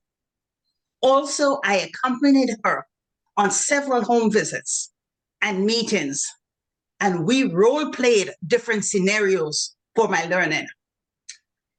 Then Penny had no problem throwing me into the ring immediately. There's a single mom for whom you will be a perfect fit, Claudette. She has a teenage son by the name of Johnny, who has had 3 social workers so far. He needs some help to increase his confidence. With my heart still racing, I nodded. "Of course, Penny. I will." Penny replied, "Claudette, I have confidence in you." I started working with Johnny. To this day, in my mind's eye, I can see a shy, overweight, 5 feet tall teenager. The first time I met with Johnny was at his home. Sitting at a desk, he was hunched over with his head down, his brown hair covering his face. Not one word. I met weekly with Johnny to help increase his confidence by listening, encouraging, building trust, allowing him to open up, to share his feelings, and getting him involved in activities at school. Like many teenagers, Johnny would answer my questions. "I don't know. Leave me alone. Whatever." You guessed it. I felt discouraged and wanted to quit. When was the last time you felt like quitting? Penny, I feel like I'm hitting a brick wall with Johnny. I cannot get anywhere with him. He won't respond. Penny looked at me and said, "Claudette, I have confidence in you." After 2 months of working with Johnny, he started opening up and sharing some of his feelings. One day he told me, "I don't have any friends. I feel like no one listens to me." I paused for a moment. "Johnny, I hear what you're saying. Other teenagers feel the same way, but I have confidence in you. The school will be starting a soccer program next week. Why don't you join them?" Johnny signed up for the team. And when he made the playoffs, he invited me to a game. I couldn't say no. What I saw blew my socks off. 6 months earlier, Johnny was a shy, overweight teen. What I saw now was a confident, outgoing young man who had friends, and he was a part of the soccer team, scoring goal after goal. During one of my regular follow-up meetings with Penny, she asked me how I was feeling. Self-assured and hopeful. With your support and guidance, Penny, and seeing the confidence in Johnny, I replied. Penny threw me into the ring early, and my confidence as a new social worker grew. The knots in my stomach have all been untangled. My heart rate is now normal. My hands are no longer shaking. Having a mentor like Penny to guide, support, and encourage me gave me the confidence I could pass on to Johnny, whose confidence also grew. My challenge to you is to find a mentor who can touch your life as a protege in the same way Penny touched mine, and I, in turn, touch Johnny's life. Mentoring is powerful. If Penny was here today with us, she would say to you, I have confidence in you. Mr. Toastmaster. I have confidence in you, Claudette. Absolutely. And my confidence is that, you know, you can lead this club as a Toastmaster of the Day in the coming year. We were talking about January the 13th. I think that's the date we're going for. You will confirm still, yes? Or you're confirmed? You're confirmed? 2024. I am going for more excellence. Let's do it. Thank you. Awesome. Let's do it. And of course, Claudette will be finishing her level 2 in the coming year. This was her second speech in level 2, even though it says third speech, but she has done only 2 speeches, and she'll be completing level 2 in January, I believe, sometime. Thank you, Claudette, for being such a valuable member of Leadership Speak and getting engaged and taking on things slowly. Everyone has their own pace, but you are right there. You are in every meeting that we have on Tuesdays to practice, and you are almost always invariably here on Saturdays. Thank you so much for your participation and engagement. Love it. Our next speaker is, oh, that is it. That is our next, that was our last speaker.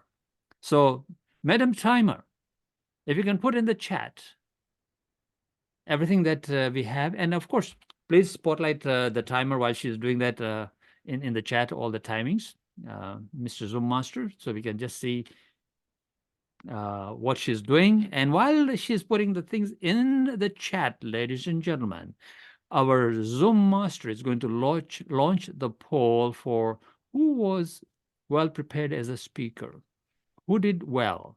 I mean, this is not a competition. This is just how we felt today about the speaking. That's all.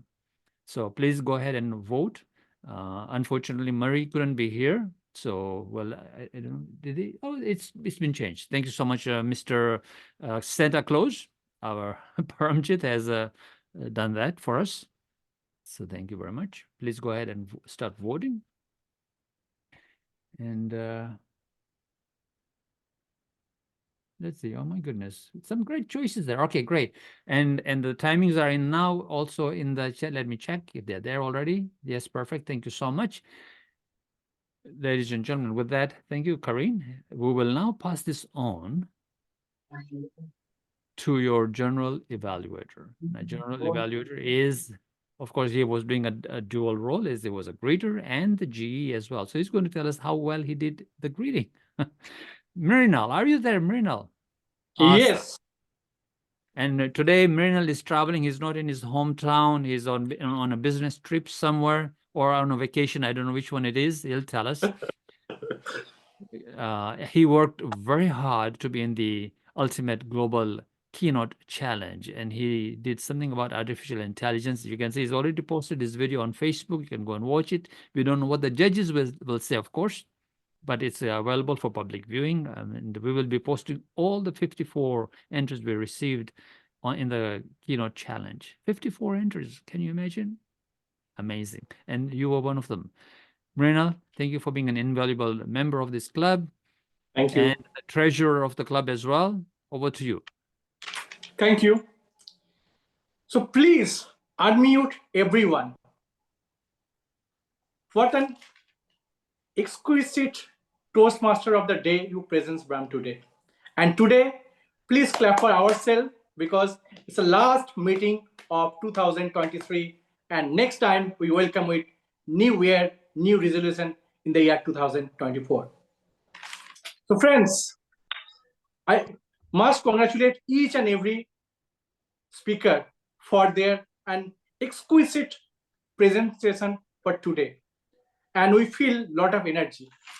So now coming to my points, what is my purpose? What is my role as an general evaluator? So my purpose to help speaker to grow and improve their skills. And for evaluator, improve their analytical skill and give some positive feedback and one or two suggestive area so that speaker can work on that. And then I'll share overall positiveness of the meeting. Today we talk about only positiveness of the meeting because we all are doing fabulously. So first, I just urge you, our Zoom master, please highlight toast of the day today usually.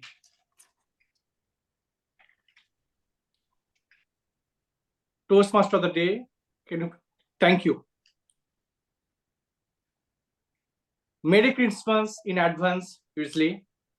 And thank you for what an amazing toast you raised. And focus on couple of parameters on your toast parameter. First, I'm coming to your clarity and the structure.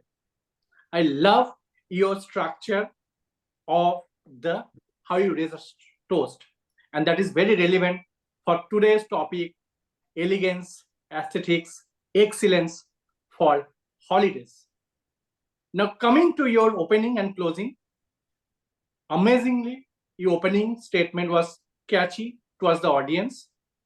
First day of the year, you're talking about new year brings you a personal and professional goal you're talking about. And we need to work hard beyond our limitations. So these are very good opening line with this topic and with this resolution, I must say. And closing, well touch upon the point. So that is talking about the opening and closing point. Now I'm coming to the body of the toast. The content, we can feel the fragrance during when you raise a toast. We all are with you only because of your content. Amazing content. Now coming to the delivery part, your voice modulations. It's amazing. You maintain throughout very calm, composed. Space was really good. Slow down your space when it's required. I can see the change in your pace and amazing gesture of throughout your when you raise a toast. Now connection with the audience. We all can feel we all are with you when you raise a toast because you always try to engage the audience with a proper justify of the topic. We can see the positive reinforcement when you talk about mention about the cherries of achievement.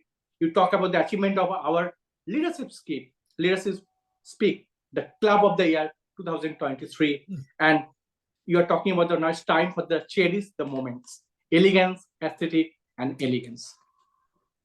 So I just want to, you should focus on one more thing that will be best.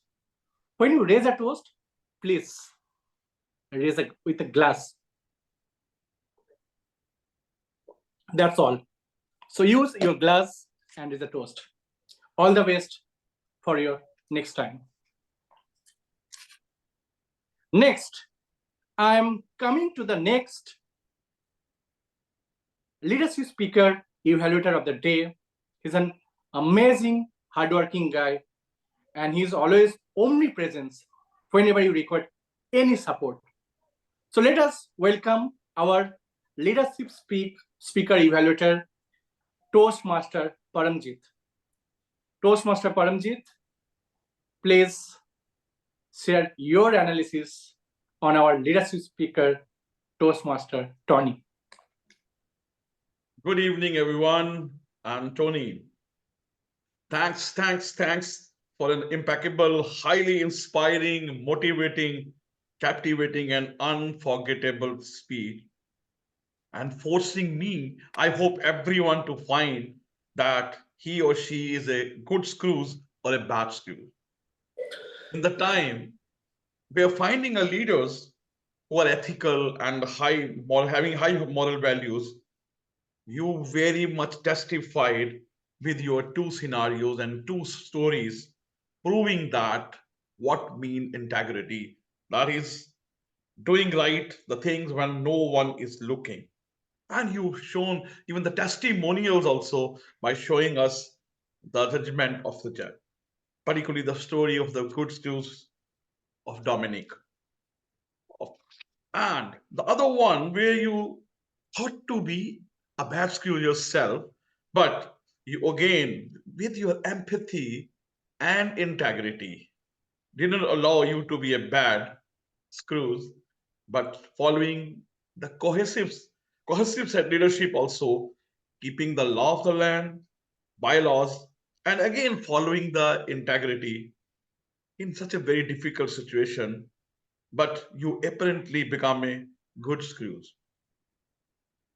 It's not about good or bad. It is about how you live a life as a leader, how you keep the moral values. That is what testified it. And everyone, including me, I am a very much advocate of a integrity, and I do follow this in my life. I hope everyone in leadership speak is following that. I know everyone, a lot of people I know over here, and this was really, and you shown it with the confidence that even today also the integrity prevails upon, and you can really win over people, win over the cases with your integrity and keeping the moral values.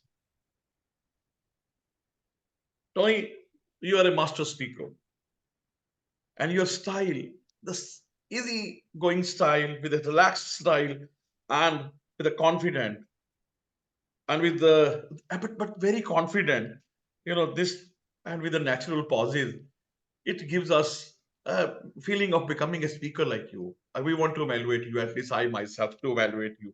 It is very much captivating, inspired us. This is something beyond my imagination, what I witnessed today, and it touched my heart from the bottom of my heart. The only thing which I can say is your blurred screen was hiding your hand gestures and getting blurred. A clear background would have enhanced your presence, your hand gesture, you will, the way you were speaking from the core of your heart, that would have added value to it.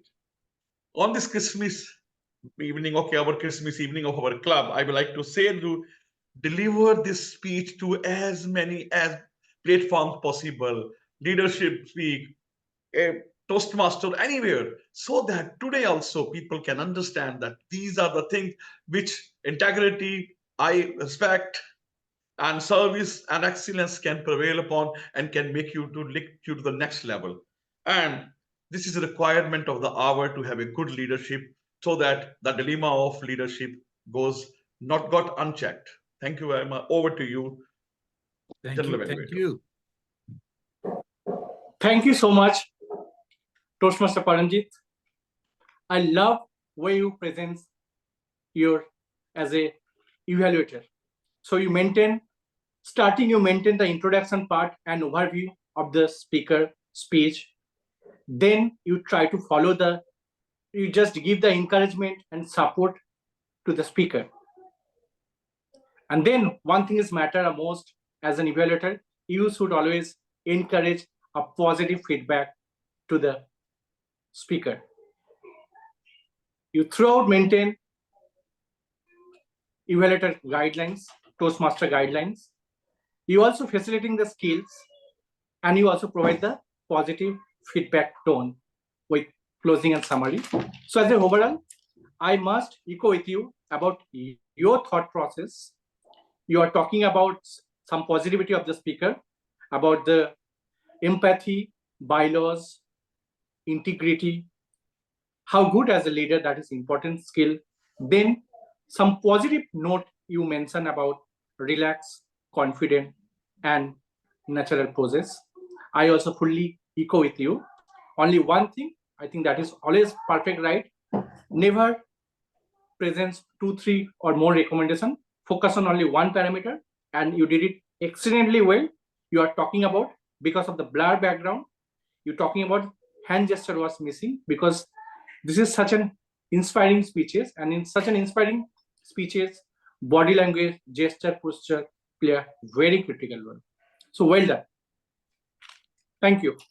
So now coming to our next evaluator, Toastmaster Beverly. Toastmaster Beverly, can you highlight it? Toastmaster Beverly, please. And also our next speaker, Toastmaster Deborah. Thank you, ladies and gentlemen. Please fellow highlight it, Toastmaster Toastmasters. Beverly. Dear Zoom Okay, Master, I'll please proceed. highlight it. Mrs. Zoom Master Beverly, please. Thank you. Yeah, Not thank you. Tati. If you can, in that is Fellow coming. Toastmasters and guests, the purpose of a speech by Deborah Walker was to deliver a well-researched and well-structured speech, and she aptly did so by delivering an exquisite speech titled Walker. Deborah, your speech had a great opening. It was captivating, and also it had a body where you narrated to us the agony you went through from being a person who was hesitant to exercise, and how you eventually started from being a walker and eventually running, and you ended with a call to action for us.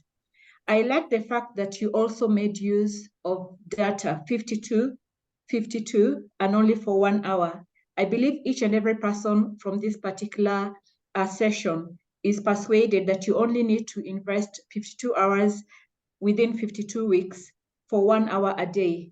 And your speech was timely, given that you are during festive seasons, and I'm persuaded that I need to run. I believe others are also persuaded as well. I also liked how you had stage presence. You took us in by moving forward and also moved from the right to the left. And what's more, you accentuated your speech by dressing as a runner. So that stood out for us. We already anticipated that you're going to be speaking about engaging in speech. I also liked your tonal variation. When you are depicting your hesitancy, we could clearly see that, and how you move from being a hesitant exerciser to a person who walked, and eventually being a runner and getting the excitement that welled up. You also engaged us as an audience by posing a challenge to us, whether we've had a challenge in taking up something we've never done before, and eventually being able to take the challenge head on. And we were really indeed persuaded that indeed it's attainable. I believe each and every person in this particular audience is persuaded. You also gave us the benefits of being an exerciser. What I would want to have heard from you is whether indeed, having taken up walking and eventually running, whether you had reduced stress level, for instance, or you've lengthened your life. So I look forward to hearing more of that informally. And definitely, this is a speech that would be welcome for you to deliver, even as we start the year again in a different audience. It was a great speech, and it would be a way, a call to action to people to exercise after the festive season of having indulged in eating. So thank you so much. Definitely, you need to deliver this and get paid for it in a different audience. Well done, Deborah Walker. Wow. Please unmute yourself and please clap for our evaluator, Beverly. I think you are delivering your first time evaluator in our Leadership Speak Club. Am I right? Wow. Heartiest congratulations for your, I think that will be your memorable one as well. I love you, the content of your evaluations. You're talking about this amazingly, some of the point you mentioned, your opening part, great opening, then you're talking about the body, and then call to action. I think this format, many evaluators are generally follow. And then you are focused on stage presence, forward, left, right, and also variations, excitement during presentations, during speech. And you're talking about the call to actions, nicely gripped, the message to the audience. What are the message you want to bring for the audience? That is amazing, well captured, that 1 hour exercise per day for 52 weeks, 1 year. You need to follow that, and then what are the benefits? These are the thing actually talking about by our speakers. Only one recommendation, although she's an amazing, eloquent, and ebullient speaker, we all know. But as an evaluator, you should give one call to actions for the speaker. So that part was missing today. Otherwise, you are an excellence. I know that's you want to create the positive environment or positive vibes towards the speaker. An excellent job done by you, Beverly, and all the best for your future role. Next, coming to our next evaluator, empathy. Dear Toastmaster, please highlight empathy, and also our speaker, Toastmaster, Mohmad Asif Saiyed. Now stage is yours, empathy. Thank you very much, fellow Toastmasters, in particular, President Asif. I thank you for a very well articulated, informative, and inspirational speech, which was relevant and meaningful to the audience of Toastmasters. You were very effective throughout. At your introduction, you set up the stage. I was able to anticipate what you were going to speak about because you guided me throughout. Your speech was informative. It was also inspirational when you said, my reputation is also at stake. It brought to my attention that whatever you do, you need to be mindful of your reputation. You were also effective in engaging the audience. You had a few questions. What do we know as the role of mentoring in strategic planning? How can mentoring help? The speech was well structured. And also you used a personal experience as a prodigy or a protege, where you narrated the interaction you had with your daughter when you were requesting assistance from her. In your conclusion, you made a call to action, building relationships in 2024. You also emphasized the power of relationships. In summary, or before the summary, I would recommend that in future, when you give a personal story, it should be a story that has a beginning and not just because you just passed by when you're narrating the mentoring relationship with your daughter. And also I would recommend that there should be more engagement of your audience.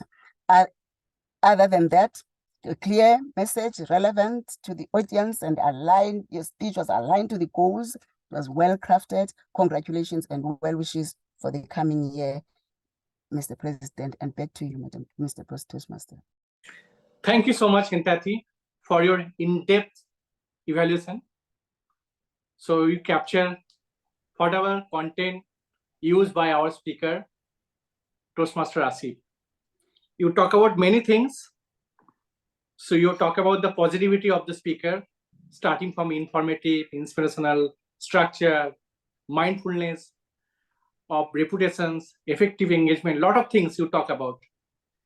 Only one recommendation for you, just focus on some few points and you talk about one parameter, call to actions for the speaker, more engagement with audience.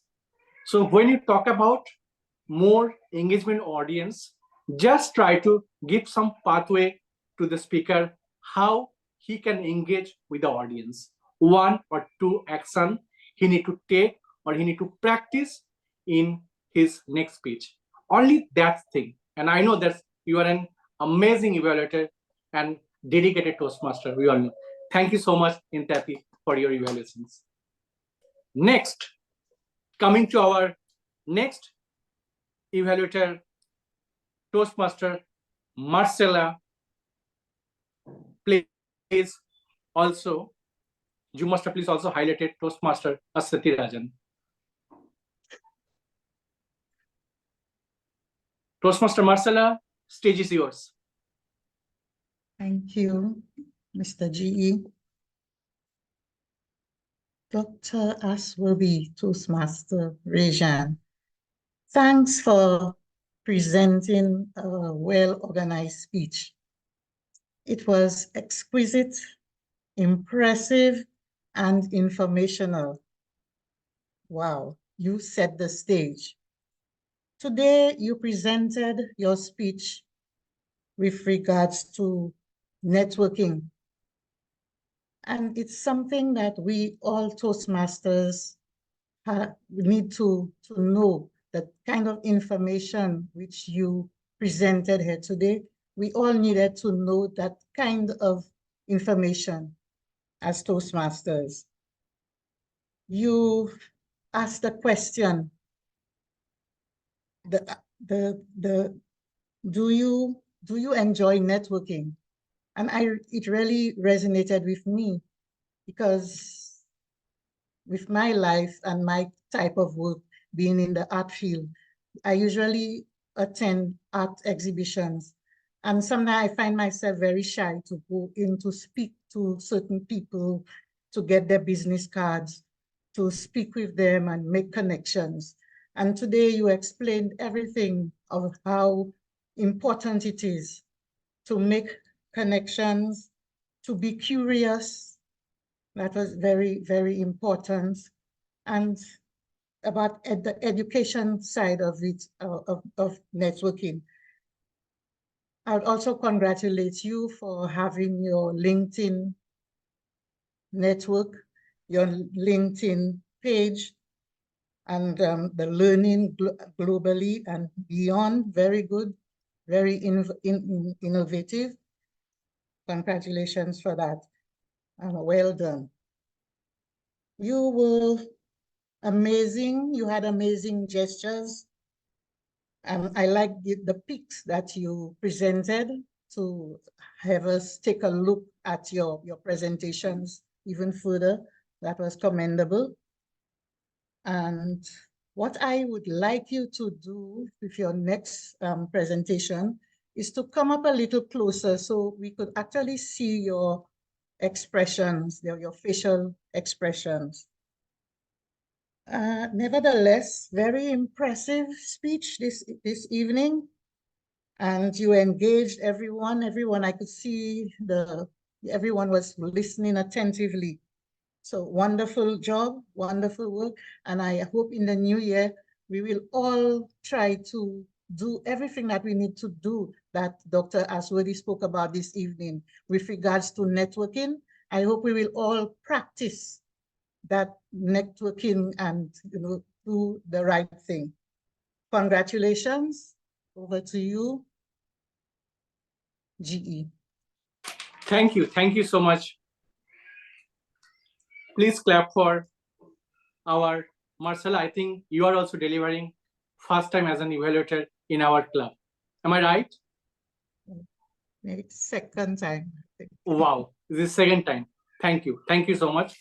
So now coming to you are an, I know that you are an exquisite evaluator. I must say that because you maintain one of the key component as an evaluator, you should introduce properly about the speech of the speaker, and you did it fabulously.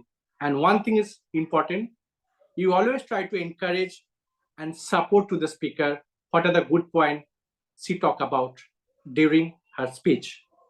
Next, you also focus on the quality feedback, call to actions for the speaker, like you mentioned about that when you deliver your speech, try to come closer to the Zoom so that we can see the expression, or Arjun can connect more with you as the expression part. So well observation, well done, our Marcella, and all the best for your next role. Please clap for our evaluator, Marcella. Next, now we are coming to our next evaluator, Toastmaster Amit Dudani. Please highlight our speaker, Toastmaster Hannah Smith. Hannah Smith, yeah. Yeah, stage is yours, Amit. Thank you, Mr. General Evaluator. Toastmaster Hannah, what you did today is not right. It's not fair. It's not fair to entice us all with the prospect of living in a country setting. It's not possible for everyone to afford or take that liberty of moving out of a city and living in a country setting. Now, fortunately, I am blessed, I think, because I moved to a country place in April, and I can totally resonate with what you have been thinking of. So very well done in luring others also to have this thought of shifting to a country setting. And you did that very smartly. Firstly, you painted a picture. Your words were very, very descriptive. When you said things like wind blowing, fresh air, can look at the stars. I remember when I had gone to Tanzania the first time and I looked at the sky, and the sky looked very different from what it looks like from Mumbai. Like I can see so many stars in the night, and I could actually see when you mentioned about looking at the stars and the setting of the sun and the moon. And then you created a contrast, a gory contrast, like a factory smoke and tall buildings and neon light. Who wants to be in a city? I mean, after listening to your speech, I would definitely not want to go back to a city. So very well done on that. Second, the pace was excellent. I think you synergized your pace with the life that one would have in a country setting. So your pace was also pretty slow, the kind of life that you endeavor to or desire to live in a country setting. Great pace, very easy to follow and to understand. So very well done on that. Third is you had asked me to look at the screen presence. So your screen presence was exquisite. You were sitting pretty close to the camera. So that was fantastic. We could see your expressions. We could see the temptation when you talked about country life, that excitement in your face. So it was very clearly visible. And you were also very smart in using every inch of the virtual real estate that was provided to you by saying, by indicating country life, city life, etc. So very well done on that. Second thing you asked me to look at was the vocal variety. There also you aced it, I think 10 out of 10 for you on that. When you said huge impact, so you emphasized on the word huge. Then you said, why would you ditch? So emphasized on why. And then when you said slow paced life, you said slow, very slowly. Slow paced life. So voice modulation, great. Third thing you asked me to look at was the engagement. Now that is where I think you could have done slightly better. You could have, because it's a new experience for you, you could have asked us, these are the things I have thought of. Is there anything else, anyone else who's experienced country life, anything else that I should consider? You could have allowed us to speak actually for 10-15 seconds and take an input from us, since this is a planning phase for you, since you're planning to move to a country setting. So you could have actually engaged us a little more. Secondly, you said that you took opinion from your daughter Erica. Now, perhaps you could have touched upon how Erica would know about country life. Has she lived there? Does she have experience? Does she have friends who lived there? So that would have provided some more authenticity in the way you planned moving into a country setting. All in all, fantastic. I think you aced 2 out of 3 aspects that you had asked me to look at. Just look at audience engagement and it would be an even better speech in my view. All the best to you, Henna, for the next speech. And back to you, Mr. General Evaluator. Thank you so much. I think as an evaluator, connect with the audience is the most challenging part. As a speaker, it is very easy how you can connect with the audience. But today you did it, starting with starting point. You catch the audience attention and also for the speaker. And you try to, even when you share your journey as an evaluator for our Toastmaster, Hannah, we can correlate the story of Hannah that you try to bring throughout your evaluation part. You talk about many things, positive vibes. I know that you always try to focus on the positive vibes of the speaker. And you also mentioned that also regarding the expression part, virtual background part, even vocal variety. And you also mentioned how she tried to bring the vocal variety during her presentations. And you are talking about 2 things. That's engagement part, try to be more engagement with the audience. And that part you try to can mention to Hannah how she can engage with more audience. So that 1 or 2 points you try to bring that. And you are talking about the authenticity part also. So as overall, I know is an amazing evaluator. So for me, I think you just try to follow the timeline. Sometimes I think timeline is more than, sometimes happen actually. So this is the only one improvement area for you. I know that you are already doing a fabulous, but 1 parameter, just look into that and try to give. So today you're talking about only 1 or 2 because some 2 suggestive area for the speaker. That is amazing. So overall, well done. It's a great evaluation. So I just urge you to all of you, please unmute and clap for Amit Dudani. Well done, Amit. Now next, coming to our next speaker, Mamadou. Am I pronounced right? Thank you so much. And also please, yes. Thank you. So stage is yours. Thank you, Mr. General Evaluator. And Claudette, your project was to present a speech about a time when you were a protege and share the impact of and the importance of having a mentor. I think you've done more than requested. And someone said that our success depends on what we do after having done what is required. And you went the extra mile. We saw that you were inspired and inspiring in your speech. You were loved and were loving in your speech as well. And you were empowered and you were empowered and you empowered another person, that journey. You pass on the blessing. You received hands-on training and guidance as you told us. You played different roles for your learning, and you did that. You gave back. Your vocal variety, your intonation, your voice modulation, I will say, were from another league. I like it when you said not one word. You were stressing each word, and you were also embodying the voice, the accent of those speaking, either your mentor, Penny, or your mentee, John or Johnny. And you wanted me to look at your Zoom presence.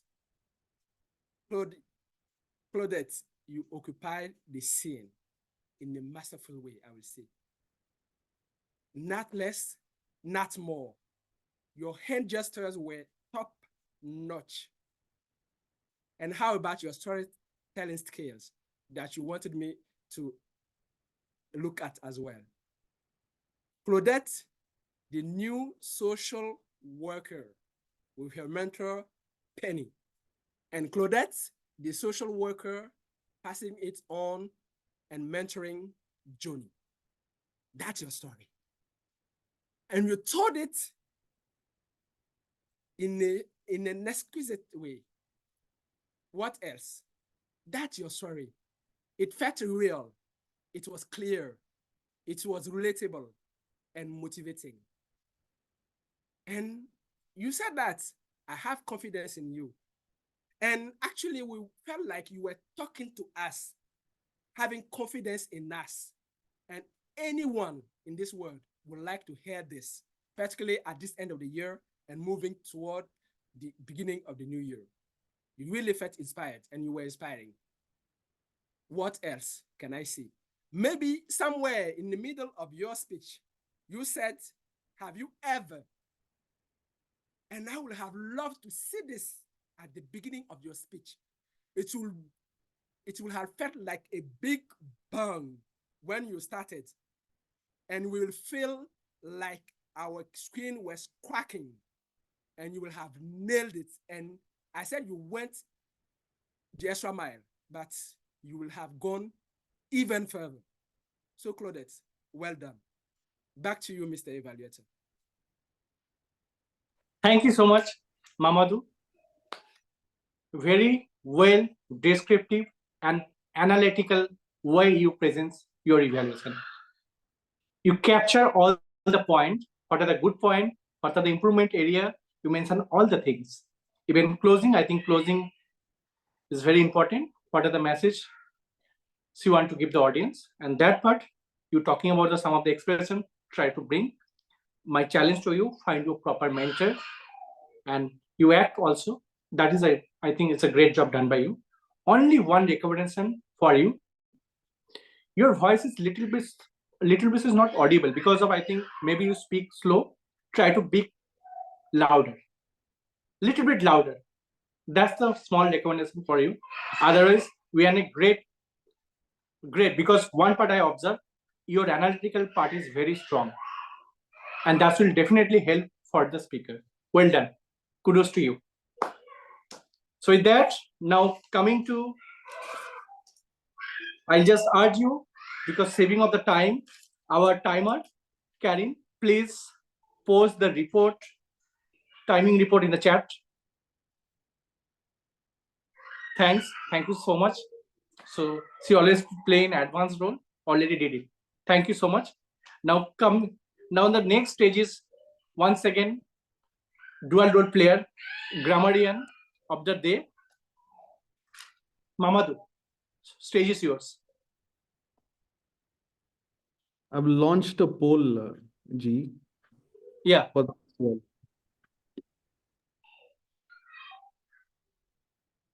Brilliant. Am I going or should we wait for the? We can wait carry on. For the poll. No, absolutely fine. You can continue. You can close after 1 minute or maybe 30 seconds now. So I just urge you, our grammarian, Mamadou, please present your report. Thank you, Mr. General Evaluator. And as a grammarian, my role was to pay close attention to all speakers and to mention or to actually take notes of any improper use of the language, and also not just a wisdom and proper use of the English language, and also to actually take stock of the use of the word of the day, which is exquisite. And it was a real feast. We have 17 uses of the word. Yes, 17, which is actually off the charts. And I've noticed some not just of wisdom from Tony, for example. He talked about stories have morals. Stories have morals, and any story should have morals. And integrity is doing the right thing when no one is looking, which was really brilliant. And it's immoral as well. And integrity does pay. He stressed on that throughout his speech. And also, I like the way he puts this scratch my skin with, it was like scratching my skin with a wire brush. I could even feel like the scratch of the brush on the skin. And if we keep on driving, we'll keep on arriving, which was really fantastic. And Deborah, she said you might add years to your life by investing in running and practicing all that. It was really brilliant. And Asif, our president, let's move ahead with confidence in the coming year. It was motivating and inspiring. And Aswathy, she said, learning is a two-way street. Learning is a two-way street. So it speaks to the speech I evaluated like mentoring and being a mentor as well. And Brahm, build your well before you are thirsty. And this speaks really to all of us. And Hannah, she said, yes, Hannah, her own was really poetic throughout her speech, looking at the stars, the sun setting, the wind hustling through the leaves, and consider the change very carefully. Is not that's really brilliant? And Claudette, who said taller and slender, and throwing me into the rain. It was really all those nuggets of wisdom were in the tone of the day-to-day of the meeting. And one, I would say, yes, maybe one use of the word that could be improved. It was from Tony, who said, so therefore, twice. Maybe we can use so or therefore, and not so therefore. In a nutshell, it was really a fantastic use of the English language, and we were really, it was a real treat, and we loved it. Thank you. Back to you, Mr. General Evaluator. Thank you so much. Please unmute everyone and clap for our grammarian of the day, Mamadou. Well done. In-depth grammarian report. Well done. I must say well done. So no recognition for you for today. You did a fabulous job. So now it's time for whole meeting. I just want to brief within 2 minutes. I'll not take more than 2 minutes. So one thing, I know when Brahm is there in the meeting, so we should be punctual each and every aspect. So he already posted the title or theme of the speech on Tuesday. Tuesday morning, he already posted, and then try to connect with everyone. Karen is already connected with everyone, confirm, reconfirm whether they are coming in the meeting or not. So that's why we are attending the last meeting of 2023. Till you can see that most of the members are present today. So that's a great, great achievement as a club. We know we are already an advanced club, but this is totally out of the way, I must say, because right now each and every club are struggling to find out the proper role players. Very good done by our evaluator and entire team players, those who connected, even all the speakers and evaluator connect with before. I think that's a very important thing, to connect with your evaluator before, at least 1 or 2 days before, and well done by all of them. Zoom Master, you did fabulous job. Only one thing, starting of the meeting, some of the noise are coming. So that part you need to take care of that. Immediately try to mute them. Otherwise, you did an excellent job throughout the meeting.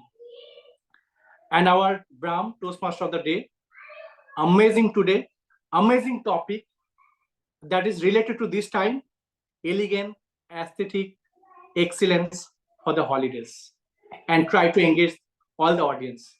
With that note, I just want to hand over the podium to our Toastmaster of the day, Toastmaster Brahm, with a Christmas music. It's a Christmas time, So with that, I just want to hand over to Brahm. Brahm, stage is yours.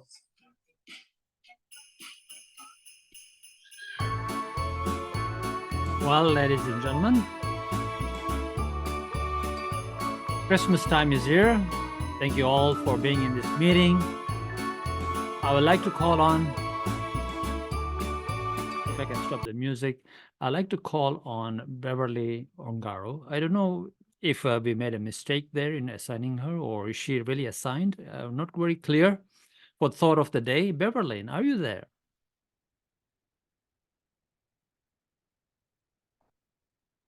Mr. Zoom Master, is Beverly here?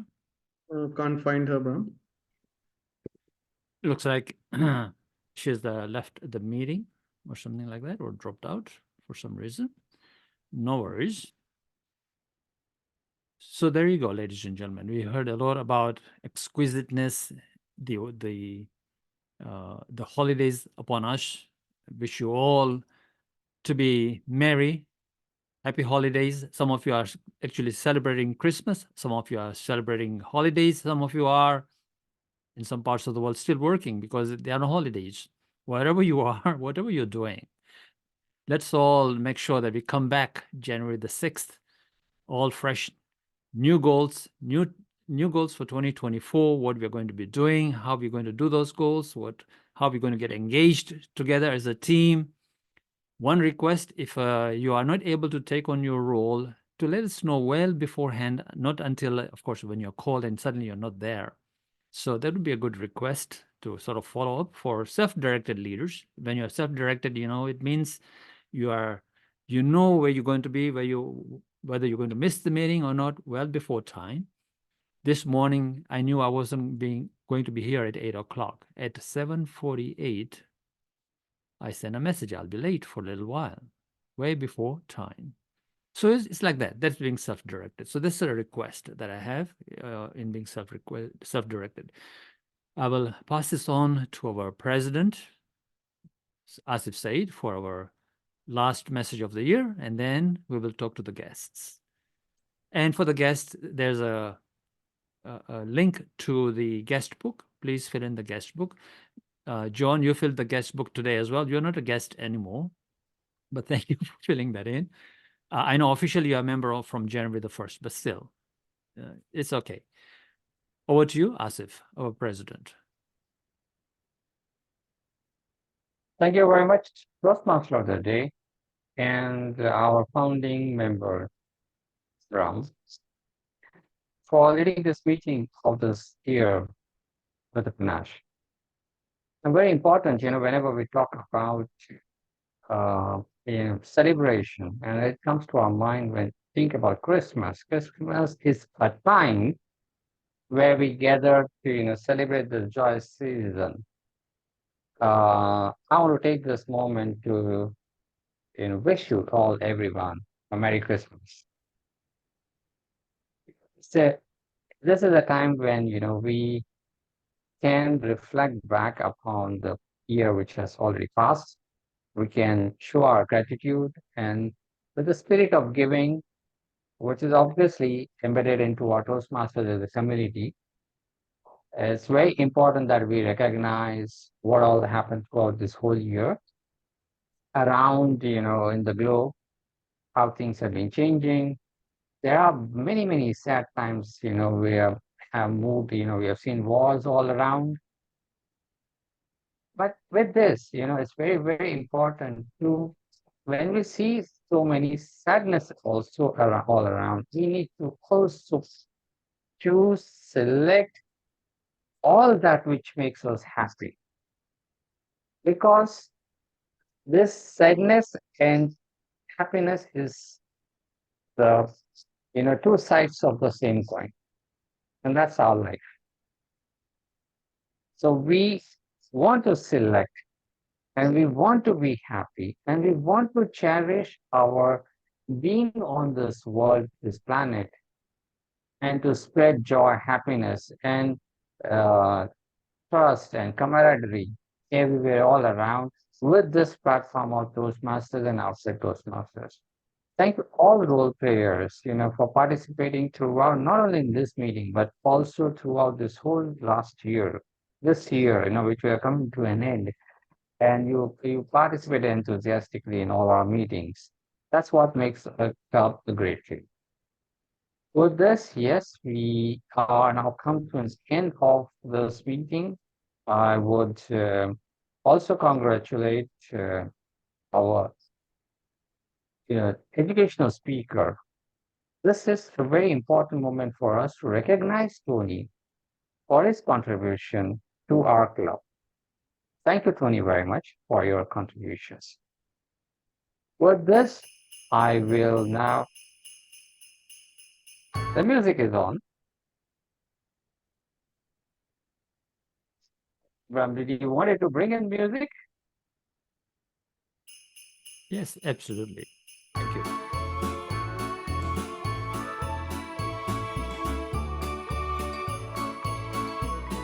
Thank you. And do you want me to take over? Yes. So thank you very much. Mr. Zoom Master, I think you didn't spotlight the president when he was talking actually. So, Ramjit, I think you're not the Zoom Master. I think we know that he's left the meeting or something, right? Apologies, he left already, so I'm sorry. No problem. No problem. Great meeting. Thank you all for being at the last meeting of the year. I see so many dedicated Toastmasters from around the world as well joining us. So if, let's see, some of the guests are still here, would like to speak to them. And if you can stop the recording as well, that'd be great. And we have Walda Ford. Are you there?